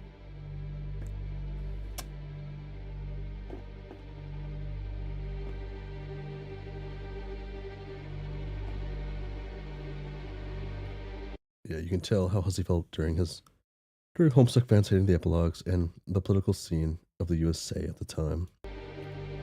Yeah. Yeah. I'm like a nosy fucker, so like I like when people make things that are just essentially just them venting themselves. It's also, I guess, like one of the main reasons why I like different like art forms and stuff is how people express themselves.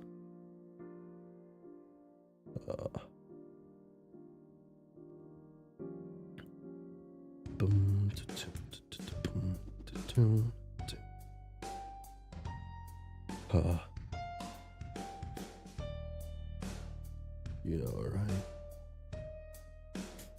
right? And there's another thing I wanted to look at on my own time. Was it football 77-6? Is that what it's called? Yeah. That was something I wanted to check out. I think I said something like this before, but there was no reason for the epilogues not to be political. It's Homestuck for big kids.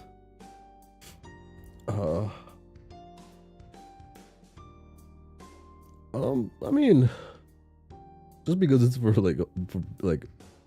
big kids, adults, grown ass people, doesn't mean there has to be like politics. But like a lot of stuff just in Homestuck, I feel is just genuinely deals with quite a few like issues. So why wouldn't it have it in the epilogues? That's just more my thoughts on that. An adult story doesn't need politics even as long running but if the story, something like a continuation, is derived from, already has certain things in there, why not just delve on them a little more? One thing I do find somewhat understandable, but also a little disappointing is I don't think Homestuck really ever deals with like the race and stuff, right? But Hussie's like a white guy at the times and doing everything, right? So be weird for him to make certain statements and things on there. See, I like this clown. This clown won me over. This is the clown mostly I was talking about. Oh, when I was saying those are clowns that won me over. I like this one. This clown's great. Oh,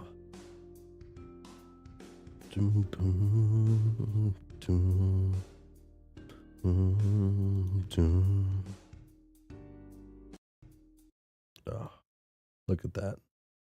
Mir with that face is great. Oh, you're gonna have a blast with Cyclonials. Okay.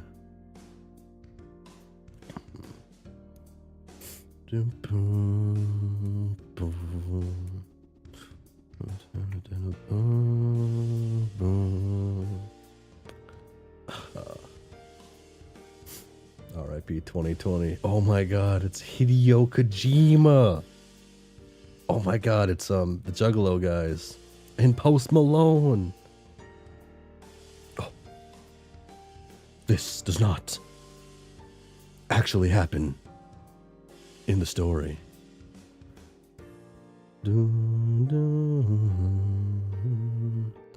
I am sorry. At least they know to put I am sorry after saying that. Some people wouldn't do that.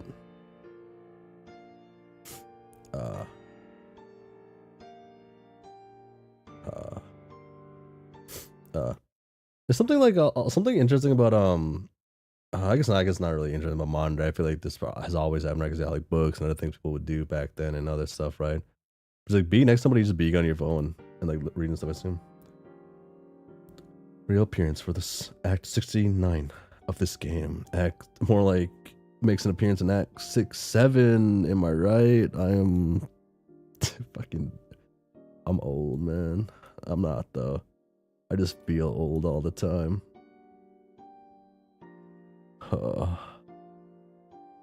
Waiting for you to take it.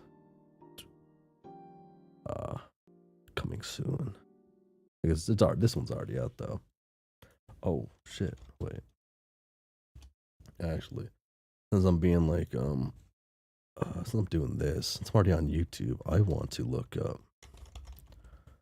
Oh. So I play Tekken, big on Tekken. Wow, that's a loud video. Ow. Let's turn down. So I'm big on Tekken, right? So Tekken recently announced their 4th DLC for this year. Character. They add like a character every like season so far. And we have 3 of the characters that know, and the 4th character we don't know. It's a guest character.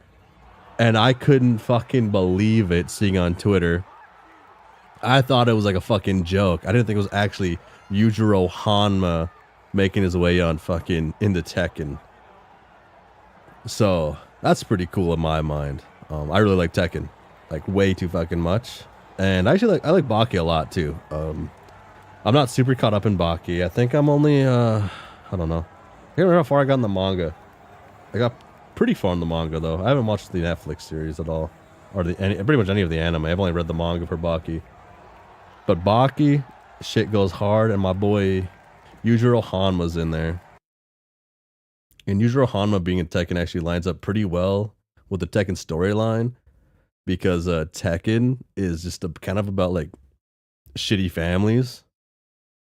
That's kind of like how everything happens. It's just a fucking massive shitty family. Shitty father, shitty father, shitty father. It'd just be like that. But then Baki, right, is Yujiro Hanma. He's a pretty shitty fucking father and person in general. So that's pretty cool. He's actually like gonna be a character in Tekken to be played as. And he might be my second main. I might actually have a secondary character in Tekken. I've only ever played one guy. But I love the cool Russian guy in Tekken. But this was something I want to check out on my own time. I don't know if anyone here has seen this. Is like what would football look like in the future? It's like I assume this has quite a bit of overlap with like Homestuck, because it's just like it's like told in a different format of like stuff, and this is pretty cool. I think each chapter might do differently, or different things happen. But looks pretty cool. And apparently it's I can't think of it. I can't think of what I want to say. There was something I was Oh, I'm starting to cough again. Okay. Yeah. That's something I want to check out. But yeah. Okay, I think I'm done losing my mind now. I'm like 5% sure I'm done losing my mind. Okay, let me just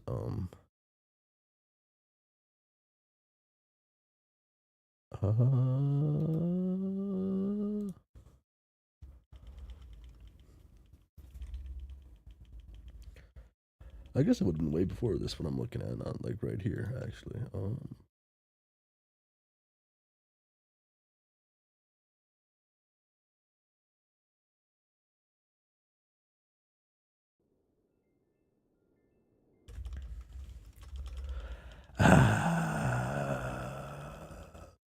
Wait, did it happen before this or after this? When does he do it? Oh, right here. So like, okay, here we go. Open image. Okay. Boom. Yeah. You can see that clear enough on there. So like what I mentioned before is this is like one of John's biggest like cool moments in the story, in my opinion. I think he looks dope as shit here. And he just never regains this coolness right here. I think that should just be apparent to see right now. Now I can move the card away, letting you see John be cool for a moment. Okay.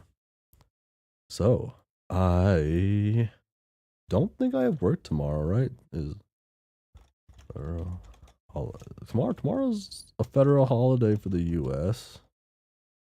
So, I don't have work tomorrow. I believe so. Is it a federal holiday tomorrow? Maybe it's not a federal holiday.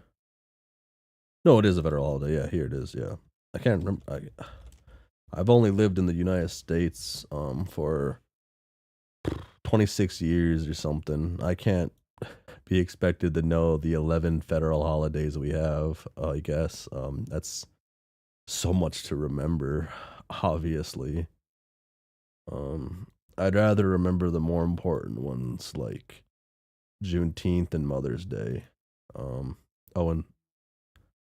wait, Juneteenth, is that a federal? No, that one was federal for a moment, right? Was it permanent? I can't remember actually. Those are the only ones I really care to remember though, like high key.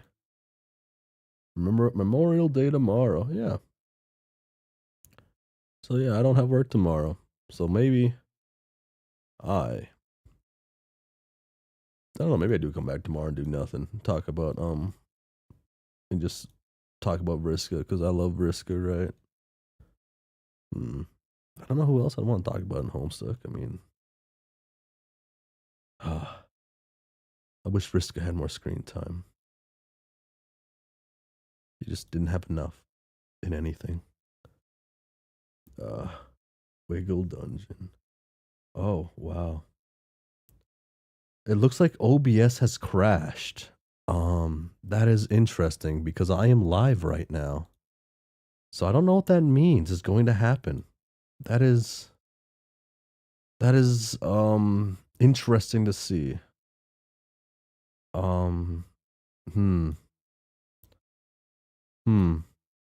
Yeah, because if I do this, am I still here? Oh, I'm still here. Yeah, so like whoops, OBS has crashed. Would you like to copy the crash log to the clipboard and the crash log to be saved?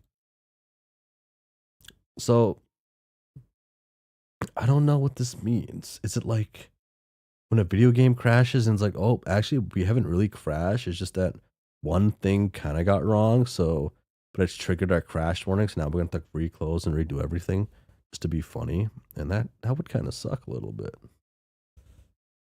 Just a tad, though. It would just suck a tad bit.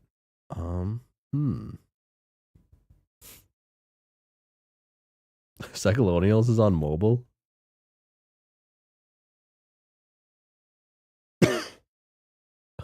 What? I guess that makes sense. Why wouldn't it be on mobile? But okay. Fuck, damn, wait. Oh, I just can't like leave a thing go for a moment. Look how cool these two look. Look at this joy. Look. There's nothing wrong with this image here. It's just like it's nothing. This gun has nothing to do with anything going on in this image, I assume. Oh, gosh. Yun Yun syndrome, rhythm psychosis, cold simulator.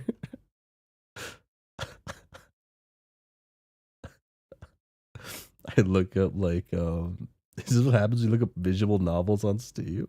That's pretty good. What the fuck is this? Shiroscro lovers? I don't know what that means actually. I'm curious now. I've played this game before. This game was pretty cool actually. It was kind of like a simple like doomed yaoi story. But it was all right doomed yaoi. It was all right doomed yaoi. Yeah, I played that one actually. Huh. Man, there's too many things to do before things are done. God damn. Like, I can open up Steam, find 50 million games I want to try before it's too late to like fuck before like I don't know Steam dies or something crazy, or video games just die. Bum bum bum ba-dun, da-dun, dun. There's something just joyous about this image. I just like something nice about it. OBS turns itself into a bomb in your hard drive. Actually, it could. In theory, it could like just like information bombish type shit if it's like constantly doing something like writing to weird shit. But I doubt it could do that. Actually, in theory, it could do something weird. In theory, it could. But okay, I think my disillusions, my I think I'm coming to my senses now, and I must. I guess I must leave. I don't know. I mean, I got nothing to do.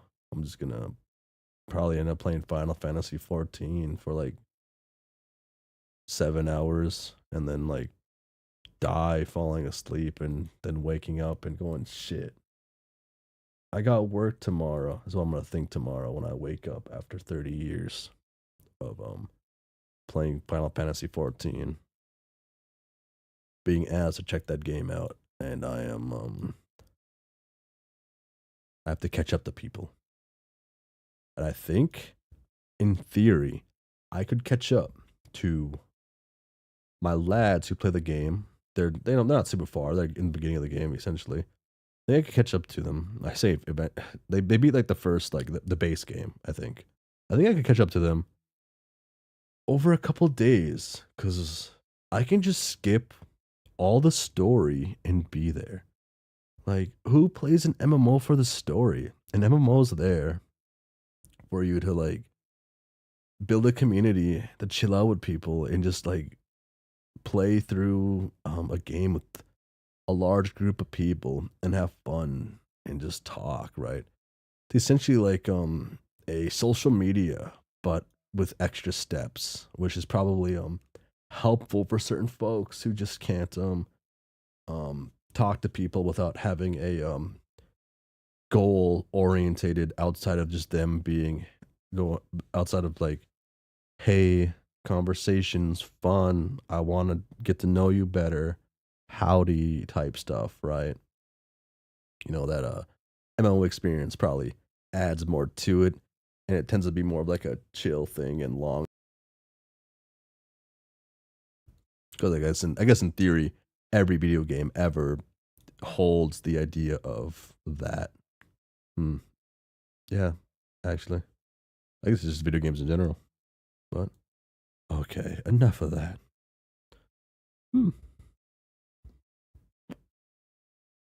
Yeah, 'tis the end of the stream though. Now I will be back.